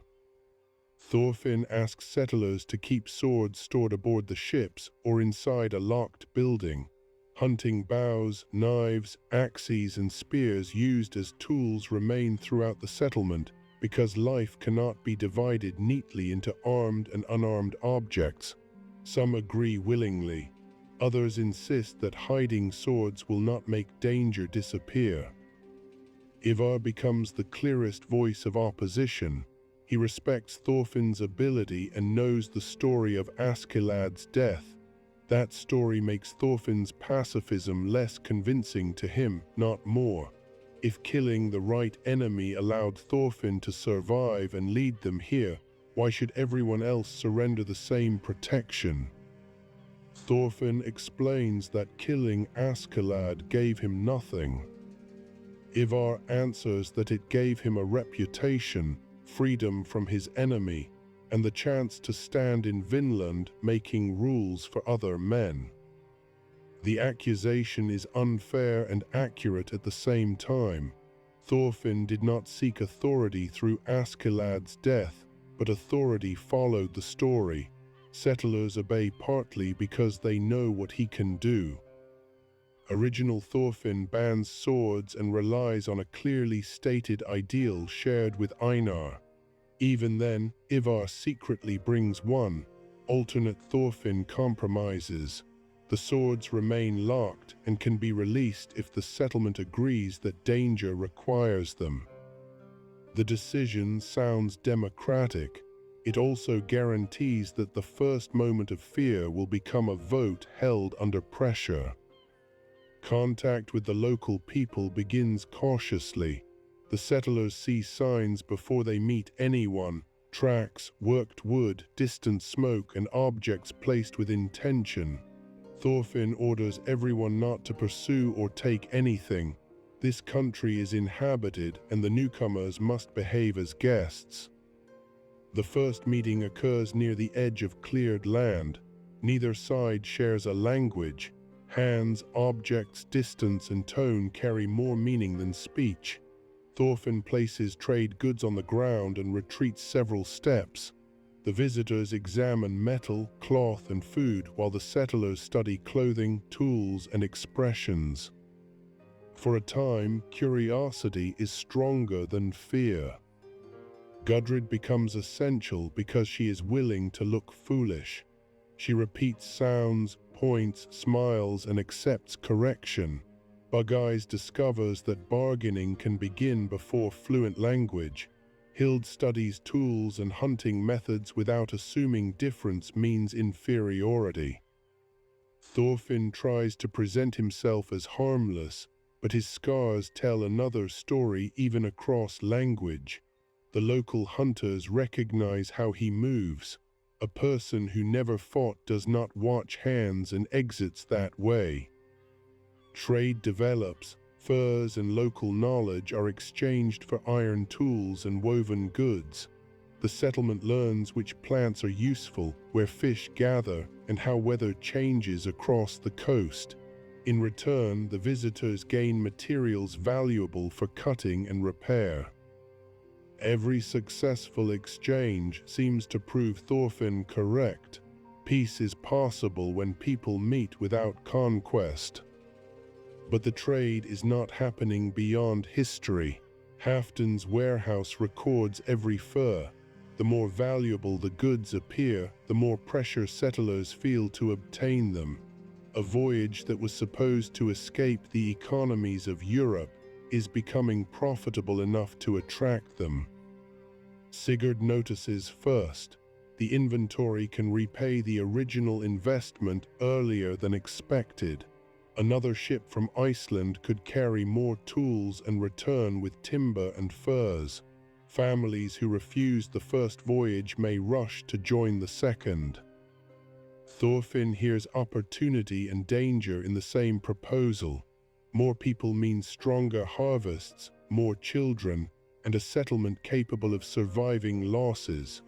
More people also mean more land cleared, more animals hunting the same ground, and more strangers arriving without the relationships built during the first year. He limits the next voyage. Halfdan's representative argues that Thorfinn cannot limit growth while owing the ships to investors. The dispute travels back across the Atlantic in letters and spoken messages, ensuring that the settlement is no longer outside the reach of old power. The local spiritual leader distrusts the newcomers from the beginning. He sees the forest falling, animals retreating, and iron multiplying. Through dreams and observation, he imagines where the ships may lead: more settlers, greater hunger, sickness, and war. Thorfinn cannot dismiss the fear because it resembles the future he fears himself. He offers boundaries. The Norse will clear no farther beyond agreed markers. Hunting groups will avoid certain regions. New arrivals will require approval from both communities. The proposals are more respectful than conquest, but their enforcement is uncertain. Thorfinn can speak for the people who trust him. He cannot guarantee every future ship. This is the weakness at the center of Thorsfield. Thorfinn believes his intention can define the settlement, while the settlement is already becoming larger than his intention. Hild tells him a promise made on behalf of unborn strangers is not protection. Thorfinn asks what else he can offer. She says the willingness to live. He reacts as if she has proposed destroying the entire dream. They crossed an ocean, spent fortunes, built houses, planted fields, and endured winter. Leaving would prove that peace failed. Hild replies that remaining at someone else's expense would prove it was never peace. The conversation remains unresolved when illness arrives. It begins among the settlers as fever and coughing. They have experienced sickness before, and at first nobody understands the danger. Gudrid organizes care. Hild separates households. Thorfinn carries water and food. Then members of the local community fall ill. The settlers may not know exactly how the disease moves, but the timing is impossible to ignore. People who traded closely with the newcomers suffer first. Fear spreads faster than explanation. Original Thorfinn faces a similar crisis after years shaped by Einar's insistence that the settlement belonged to a moral purpose. Even then, trust collapses. Alternate Thorfinn has a community tied more openly to trade and debt. The local people see not only foreign sickness, but a warehouse filling with goods taken from their land. Meetings become tense. Hunters arrive armed. Settlers demand access to the locked swords. Thorfinn refuses at first. Ivar calls for a vote. A majority supports opening the storehouse until the danger passes. Thorfinn has spent years saying the settlement should not be ruled by one man. He cannot reject the vote simply because fear produced the answer he dislikes. The swords are distributed. The physical change is immediate. Men who previously met visitors with open hands now stand with blades at their belts. They insist the weapons are only defensive. Across the clearing, local hunters see proof that the newcomers prepared for battle while speaking of peace. The sword does not need to be drawn to alter the conversation. Thorfinn asks everyone to return the weapons after 1 week. Ivar refuses unless the local fighters also disarm. The demand is impossible. The Norse are guests asking people in their own country to surrender the means by which they hunt and defend their families. A store of dried food disappears from an outer building. The theft may have been committed by hungry settlers, local youths, or animals after a door was left unsecured. Nobody knows. Rumor chooses an answer before evidence can. 2 armed settlers follow tracks into the forest. Thorfinn orders them back. They continue, convinced that leadership has become weakness. The search party encounters 3 local hunters. Voices rise. A hand reaches toward a weapon. One settler draws his sword. The first death occurs before Thorfinn arrives. A local hunter falls with a wound across his chest. One settler is struck by an arrow while retreating. Each group carries home a body and a complete story about who attacked first.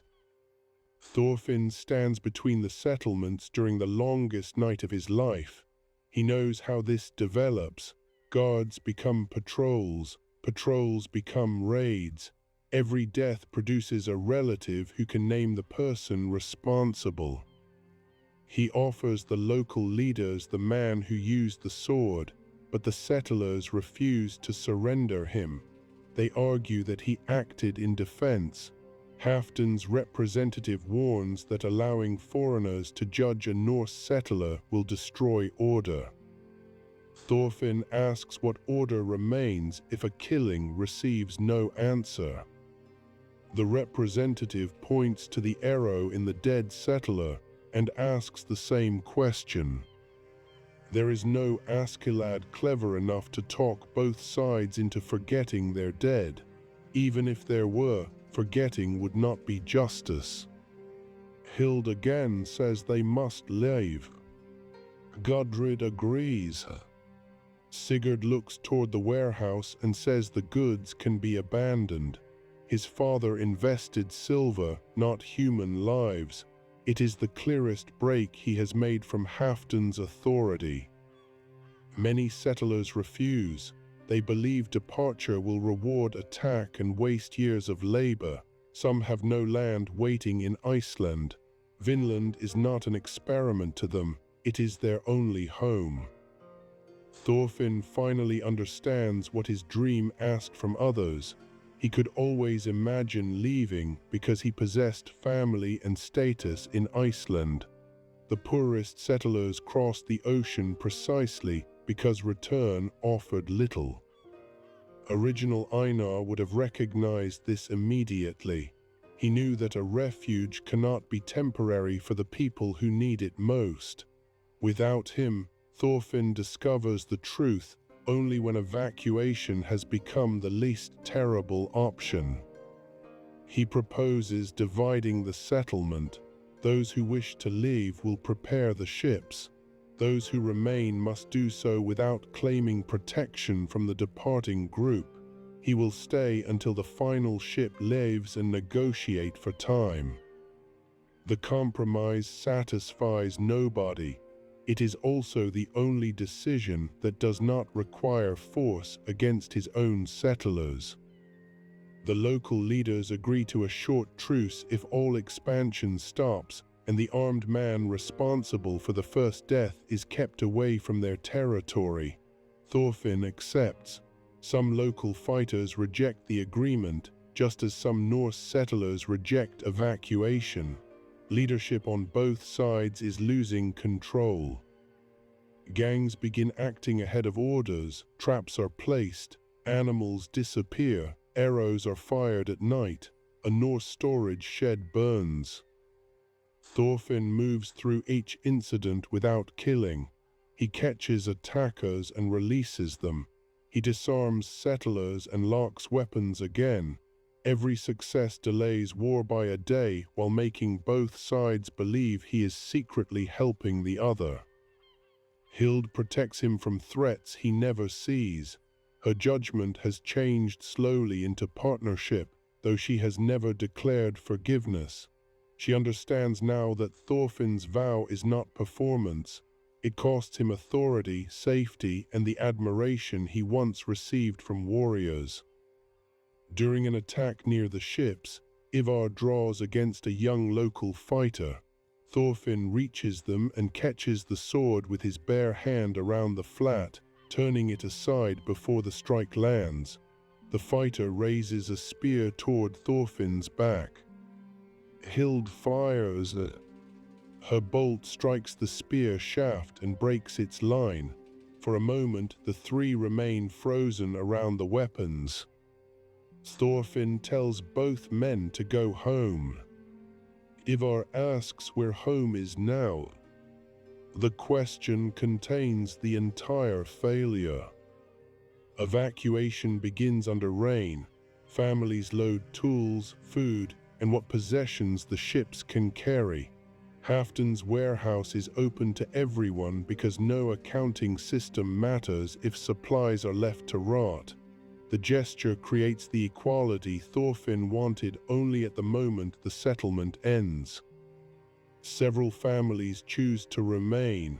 Thorfinn tries to persuade them, then recognizes that persuasion from a famous fighter standing beside ships can become another form of command. He gives them provisions and asks them not to seek revenge. The final night passes beneath distant fires. At dawn, Thorfinn walks alone to the field. Young wheat moves in the wind. The crop is not as strong as the field he cultivated beside Einar in another life, but it represents the same patient labor. He kneels and presses one hand into the soil. He once believed Askeladd's death would close the past. Later he believed an ocean could place the past beyond reach.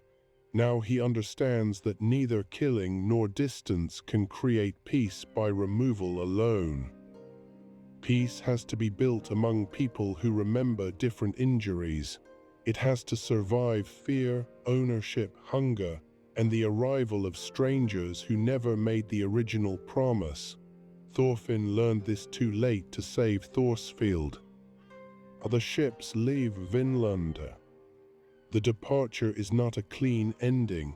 One vessel carries an injured man who dies before Greenland. Another loses part of its cargo during a storm. Families who argued over weapons now share water because the sea does not care which side of the settlement debate they chose. Thorfinn spends most of the crossing awake. He counts people, checks rigging, and gives his portion of food to children when supplies tighten. Activity keeps grief at a useful distance.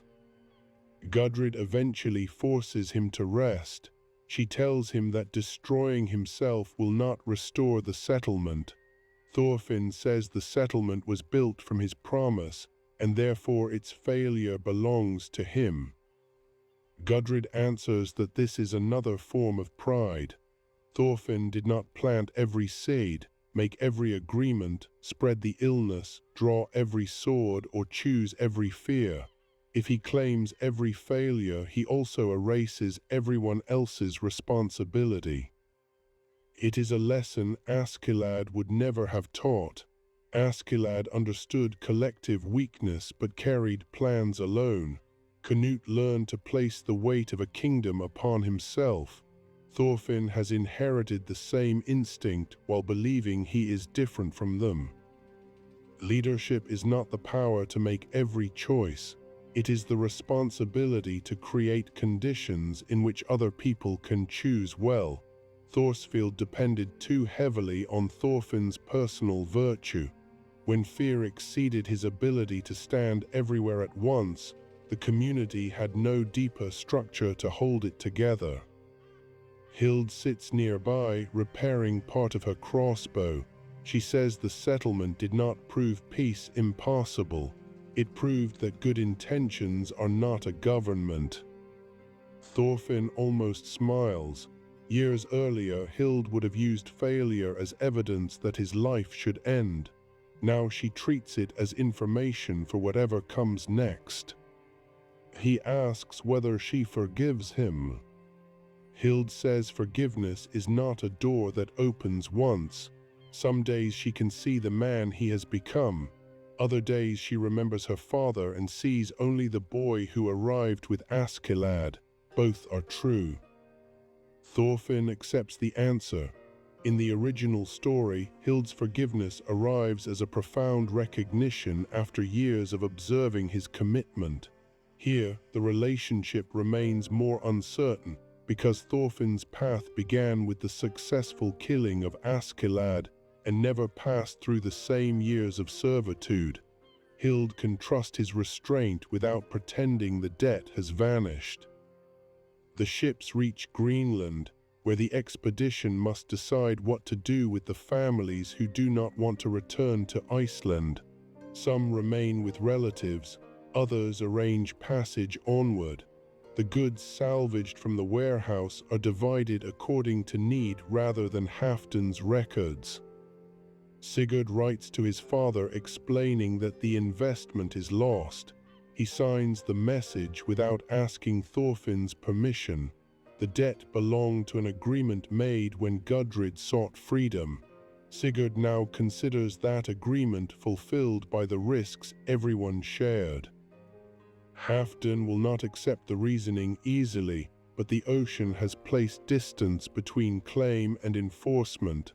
This is how Vinland changes Sigurd. He does not become stronger by dominating a distant settlement. He becomes capable of telling his father that some losses should remain losses. Leif survives the return, though age has made every crossing more difficult. He apologizes to Thorfinn for the stories he told when Thorfinn was a child. He described Vinland as if land itself could be innocent. Thorfinn tells him the stories were not lies, they were a direction. The mistake was believing a direction could replace the work required after arrival. When they return to Iceland, the reception is quieter than the departure. People expected timber, wealth, and proof that another country could be claimed. Instead, they see damaged ships and families carrying what remains of their homes. Halfdan demands an accounting. Thorfinn gives him the records, the remaining trade goods, and ownership of his share of the eastern profits. It is not enough to repay everything. Halfdan asks whether Thorfinn intends to hide behind noble words now that other men's silver is gone. Thorfinn says no. He will work until the debt is paid, but he will not treat the people who returned as property attached to it. Halfdan studies him. Years ago, Thorfinn might have threatened him or sailed away. Now he offers labor without surrendering another person's freedom. Halfdan accepts terms, partly because the arrangement is useful, and partly because Sigurd has made clear that harsher enforcement will divide the family. Thorfinn returns to the same Icelandic fields he once wanted to escape. This time, work does not feel like delay. It is the consequence of a promise made badly and the beginning of a promise made more carefully. Gudrid remains with him, their family grows.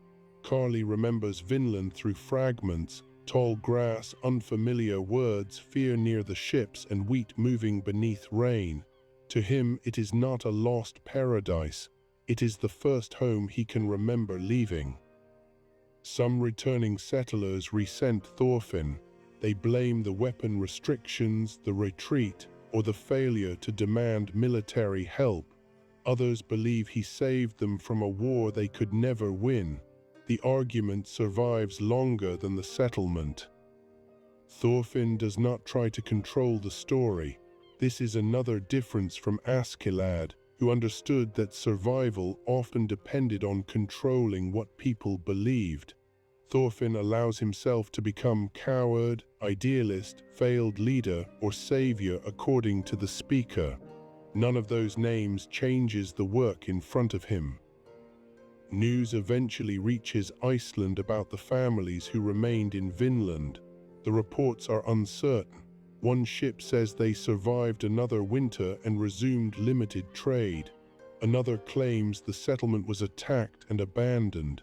A later traveler finds empty buildings but cannot say whether the inhabitants died, moved inland, or sailed south. Thorfinn never receives a complete answer.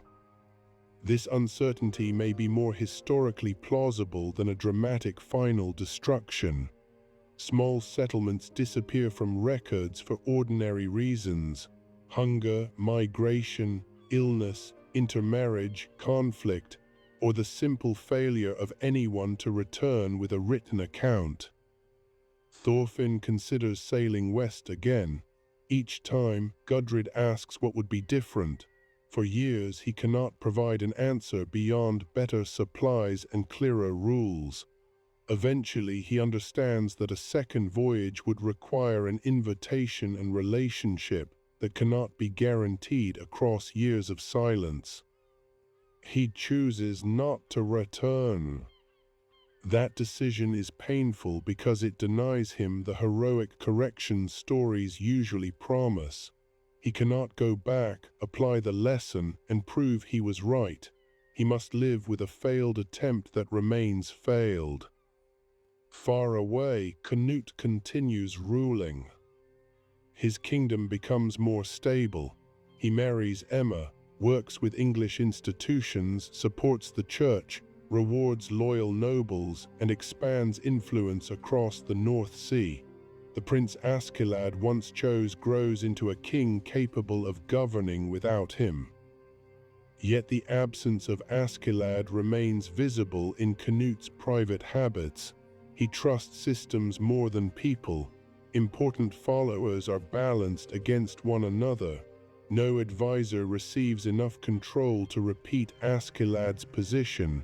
Decisions become orderly, but the court becomes colder.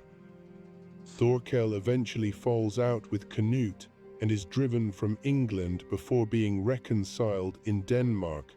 Their relationship follows the same broad pattern it might have followed in any timeline. Thorkel is too valuable to discard and too powerful to trust. During one final meeting, Thorkel mentions Thorfinn. He says the boy who killed Askeladd crossed the Western Ocean and then ran away from a war. Canute asks whether Thorkel considers that cowardice. Thorkel says he would have stayed, which is not the same as answering. Canute remembers the exhausted child in York who refused to assassinate Sweyn. At the time, he saw a weapon failing at the moment of use. Years later, surrounded by armed men and royal seals, he wonders whether Thorfinn recognized a trap Canute never escaped. Canute has achieved almost everything he sought. England is his. Denmark comes under his rule. Norway will follow. He can direct armies, appoint earls, issue law, and protect churches. Peace exists across large regions because opponents fear what will happen if they disturb it. But the peace depends on Canute remaining powerful. It is held from the center. Thorfinn attempted the opposite. He built a settlement with too little authority, believing shared hope could replace institutions. His peace broke from the edges. Neither model solves the problem completely. Canute's realm is stronger and lasts longer than Thorsfield. It also relies on taxation, punishment, hierarchy, and the threat of force. Thorfinn's settlement rejects domination but cannot coordinate people once trust collapses. One man builds peace by concentrating power. The other loses peace by refusing to define it carefully enough. Their paths cross one final time when Thorfinn travels to Denmark on business connected with Halfdan's debt. The meeting is not planned. Canute hears that the Icelandic explorer is in the port and summons him. Thorfinn enters a royal hall very different from the room where Askeladd died. Canute is older, composed, and surrounded by the machinery of government. Clerks, guards, petitioners, and nobles move according to systems larger than any individual. Canute notices that Thorfinn no longer carries the knife. He asks whether Vinland became the paradise Thorfinn sought. Thorfinn says no. Canute might have used the failure as proof that peace requires a king. Instead, he asks why it failed. Thorfinn explains the debt, the weapons, the illness, the first death, and the decision to leave. He does not blame one villain. Canute listens carefully because a failed settlement is still a lesson in rule. Then Thorfinn asks whether Canute's paradise succeeded. Canute looks across the hall. People wait for judgments. Guards protect the doors. Grain reaches regions that might otherwise starve. Roads are safer than they were during the war. Men have also died because he ordered it. Estates have been taken. Families obey laws they did not choose. He says his world is not paradise.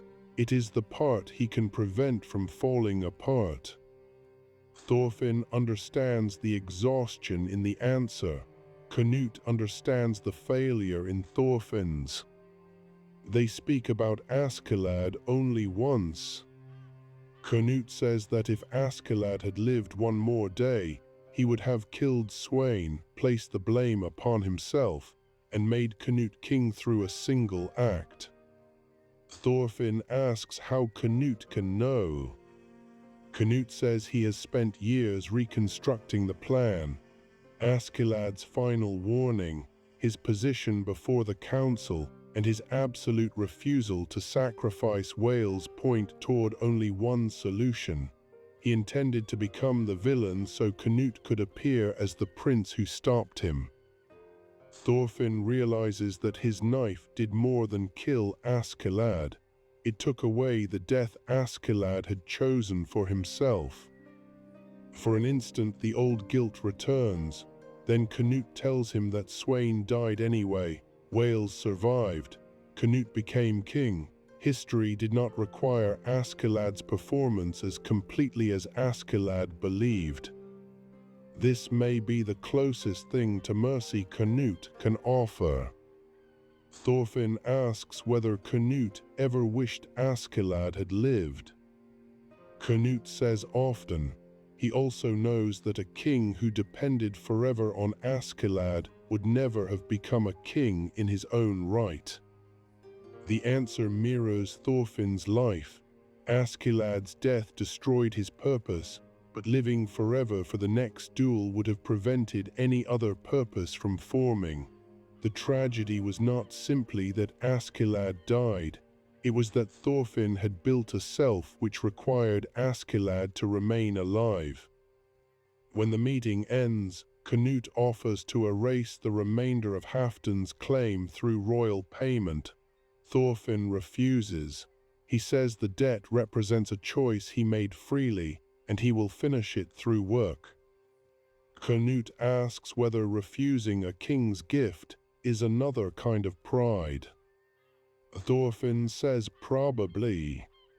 For a moment, Canute smiles in a way that recalls the uncertain prince beneath the snow. They never might again. The alternate fate of Einar remains unknown to Thorfinn, but for us, it represents the most important invisible consequence, so we should follow it a little farther.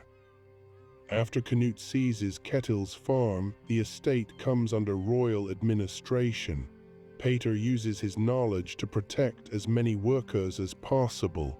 Snake has no reason to serve distant officials and eventually leaves with some of his men. Alma, broken by the battle, tries to help the surviving family members begin again. Einar survives, but Arnheid does not. Without Thorfinn beside him, Einar's grief hardens. He spends months believing that freedom means possessing enough strength to punish Ketil. Yet Ketil is already destroyed by his own actions, physically and socially. There is no satisfying revenge available.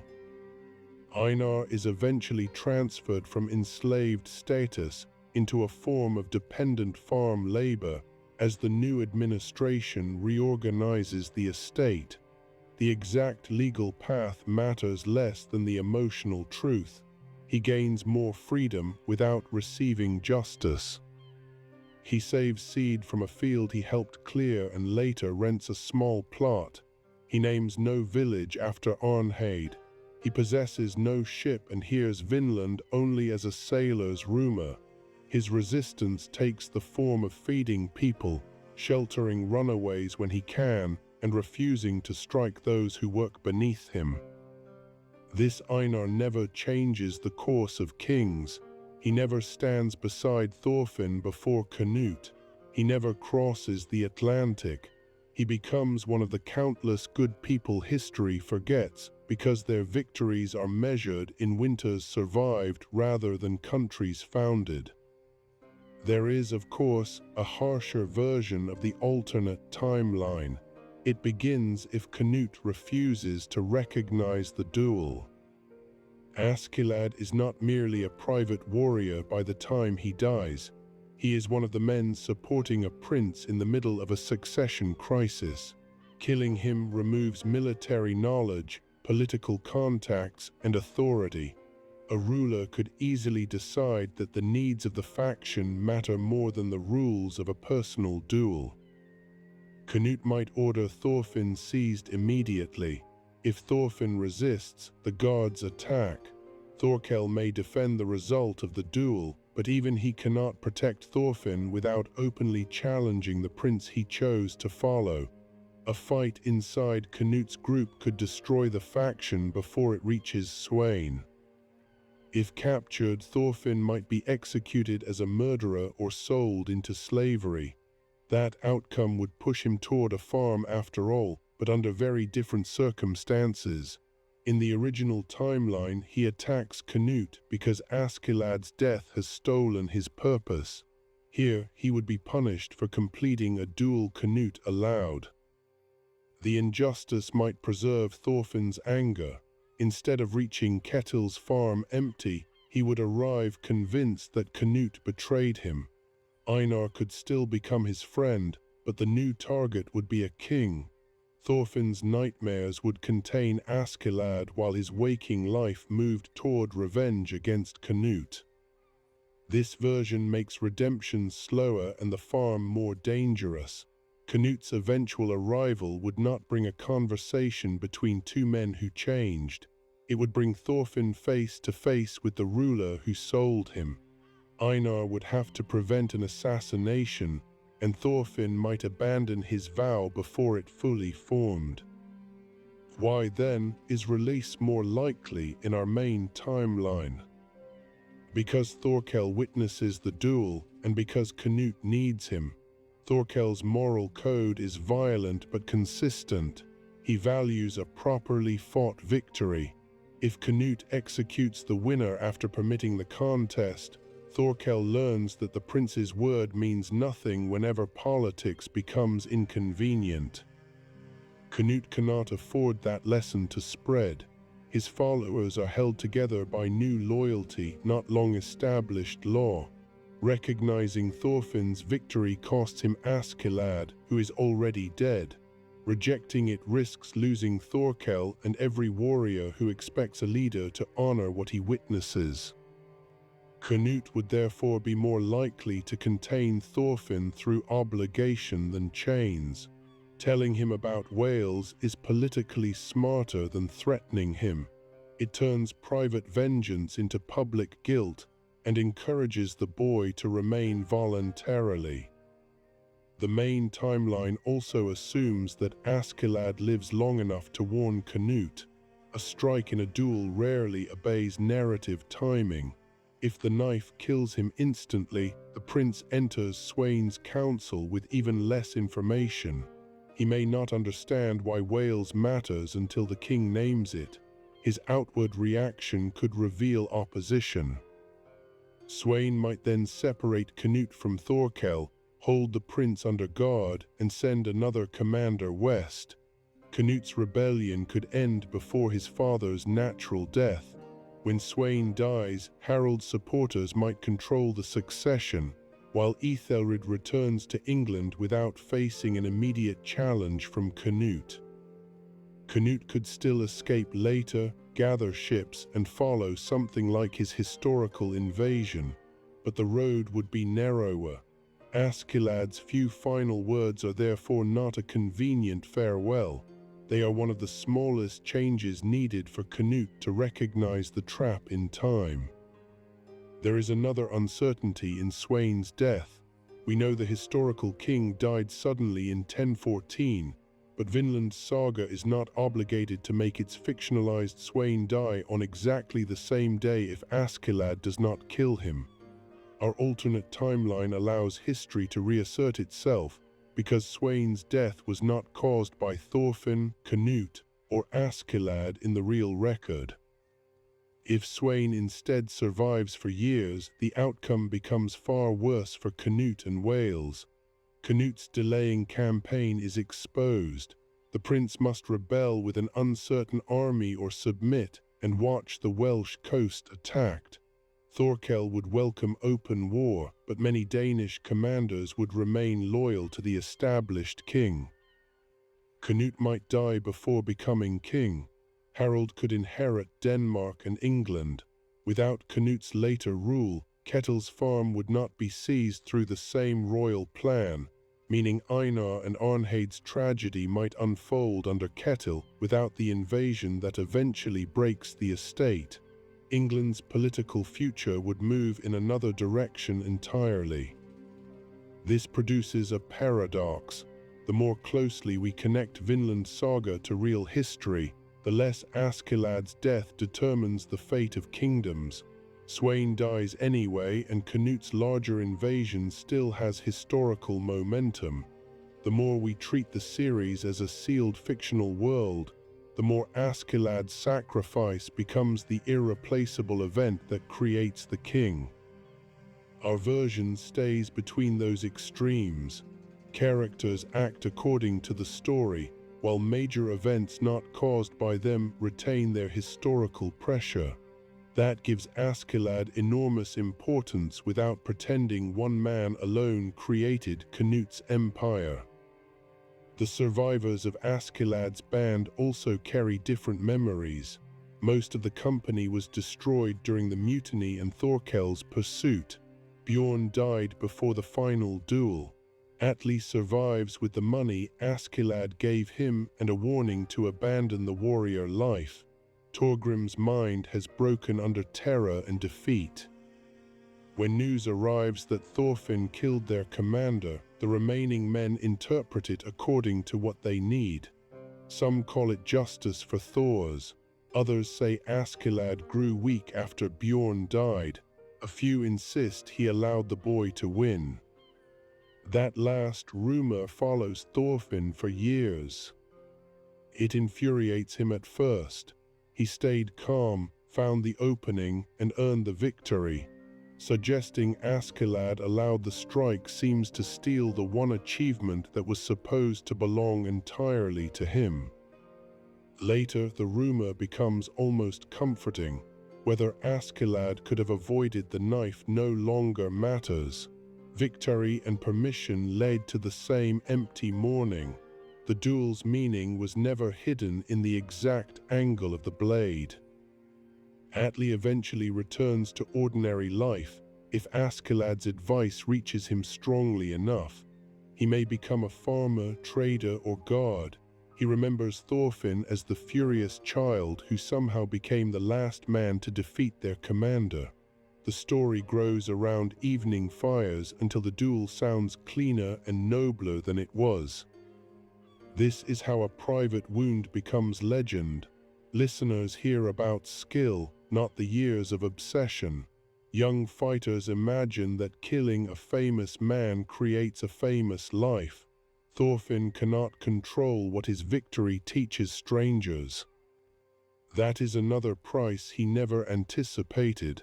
As a boy, he believed revenge belonged only to him and Askeladd.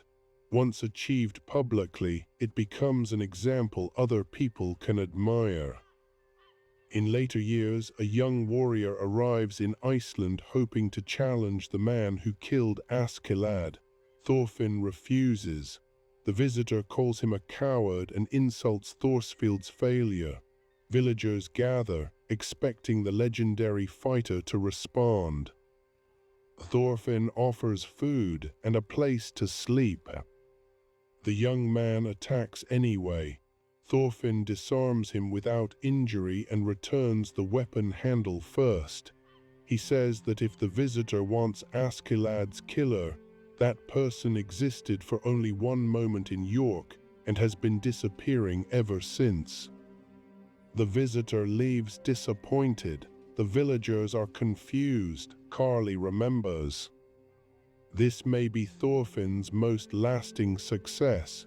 He cannot prevent songs about the duel, but he can refuse to perform the legend for the next generation. The thought experiment therefore produces an unusual result. Thorfinn killing Askeladd does not automatically destroy Canute's future.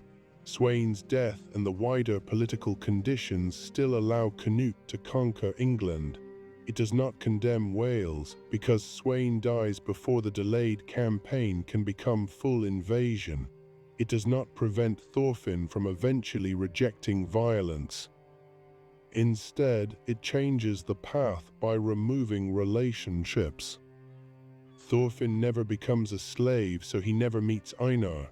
He never hears Arnheid's last breath or builds a dream explicitly around those denied freedom. Canute never sees Thorfinn transformed on Ketil's farm, so nobody persuades him to withdraw. The farm falls. More people die. Einar's life continues outside the story. Thorfinn still meets Gudrid and Hild because his desire to sail draws him through related routes. But Hild becomes the primary witness to his redemption, making the journey more judgmental and less hopeful. Gudrid helps him understand freedom, yet she cannot replace Einar's knowledge of slavery. The Jomsvikings do not dissolve as completely. Thorfinn begins under debt, allows weapons through compromise, and collapses earlier under economic pressure, illness, and fear. Thorfinn reaches many of the same truths, but he reaches them after the settlement has already failed. This is why the timing of Askeladd's death matters more than the death itself. If Thorfinn kills him before Canute's transformation, Canute may remain too weak to survive the political struggle. If he kills him during the winter march, the Welsh route collapses and Thorkel may capture or kill the remaining group. If he kills him in childhood, Thorfinn probably dies with him. Only the final duel allows Thorfinn to win while leaving enough of Askeladd's work behind for the larger story to continue. Canute has awakened, Thorkel has joined him, Wales has made contact, Leif is in York, every road is open. And even at this most favorable moment, the victory costs Thorfinn the farm arc. That cost reveals what Askeladd truly was to the story. He was not merely the villain blocking Thorfinn's happiness. He was the false purpose delaying a necessary collapse. As long as Askeladd lived, Thorfinn could blame one man for the shape of his life. As long as someone else eventually killed Askeladd, Thorfinn could experience revenge as something stolen. By killing Askeladd himself, Thorfinn loses that final excuse. The emptiness arrives immediately. It may lead him toward wisdom sooner, but wisdom reached alone is incomplete. The original Thorfinn learns through dependence. He needs Einar to wake him, challenge him, work beside him, and believe that a future can be more than punishment. Alternate Thorfinn receives love from his family, guidance from Leif, freedom through Gudrid, and judgment from Hild. These relationships save him in different ways, yet nobody gives the Vinland dream the same foundation Einar does. There is also a deeper irony in Askeladd's final defeat. Thorfinn can kill him only by learning not to be controlled by anger. The calm required to complete revenge is the first step away from the person who wanted revenge. In the moment the knife enters, the old Thorfinn achieves his purpose and makes that purpose obsolete. Askeladd would understand before Thorfinn does. He might even consider it a successful lesson. The boy finally observes, waits, and chooses the correct opening. But Askeladd's approval would be another trap if Thorfinn continued living for it. The real victory comes later, when Thorfinn spares Floki. That is the moment he proves Askeladd's death did not simply make him better at killing the right person. He recognizes that revenge can always discover another responsible man. Floki hired Askeladd. The Jomsvikings shaped Floki. Kings shaped the wars. Fathers shaped sons. If justice means killing everyone attached to the original wound, the chain has no end. Thors understood this before anyone else. A person has no enemies not because nobody will harm him, but because refusing the category of enemy prevents injury from becoming an identity. Thorfinn spends 2 timelines learning the difference. In the original, he fails to kill Askeladd and is forced into a life beyond revenge. In the alternate, he kills Askeladd and learns that revenge already contained nothing beyond itself. The destination can still be peace. The route changes who arrives beside him. Years later, an older Thorfinn returns to his father's grave. The knife is still wrapped beneath the chest where he left it after Vinland. This time he carries it to the stone and places it in the grass. He tells Thors the whole story. He speaks about York, Askeladd's final breath, Canute's war, the road he abandoned, Gudrid, Hild, the settlement, the first death, and the ships leaving in rain. He speaks until the light changes and there is nothing left to confess. Then he digs a narrow hole beside the grave. For a moment he considers burying the knife. That would turn it into an object waiting to be found. Instead he takes it to the forge.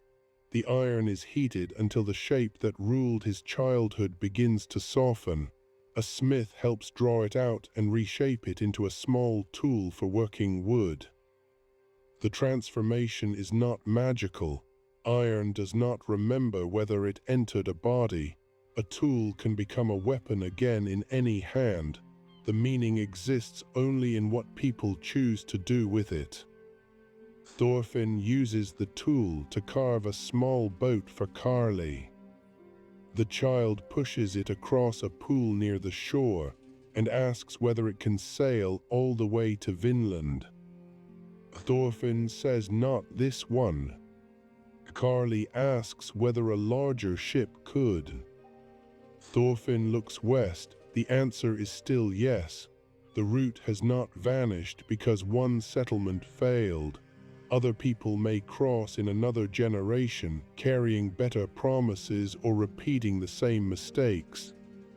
He tells Karli that reaching a land is the easy part. The hard part is learning how to arrive without believing it belongs to you. That would be the final legacy of a Thorfinn who killed Askeladd.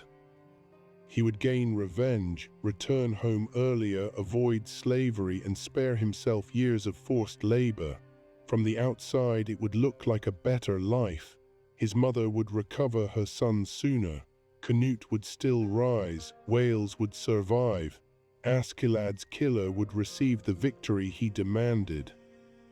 But the victory would remove the accident that gave Thorfinn his greatest friendship. It would leave Einar on Ketil's farm, allow Canute to seize the estate unchallenged, and create a Vinland expedition built more around escape and trade than a shared promise to the enslaved. Thorfinn might still become kind, he might still learn restraint, he might still cross the ocean. He would simply arrive with fewer reasons to understand the people standing beside him. And that is the quiet answer to the question. If Thorfinn killed Askeladd, the world would not end. Canute's history would bend and then move toward the same throne. Sweyn would die by fate instead of a sword. Wales would survive through delay. Thorfinn would go home. The person most completely changed would be Einar, a man Thorfinn would never meet. Because Vinland Saga is not ultimately a story about whether Thorfinn is strong enough to kill Askeladd. It is a story about what must happen after killing stops being the answer. In one timeline, that lesson begins when another man takes revenge away from him.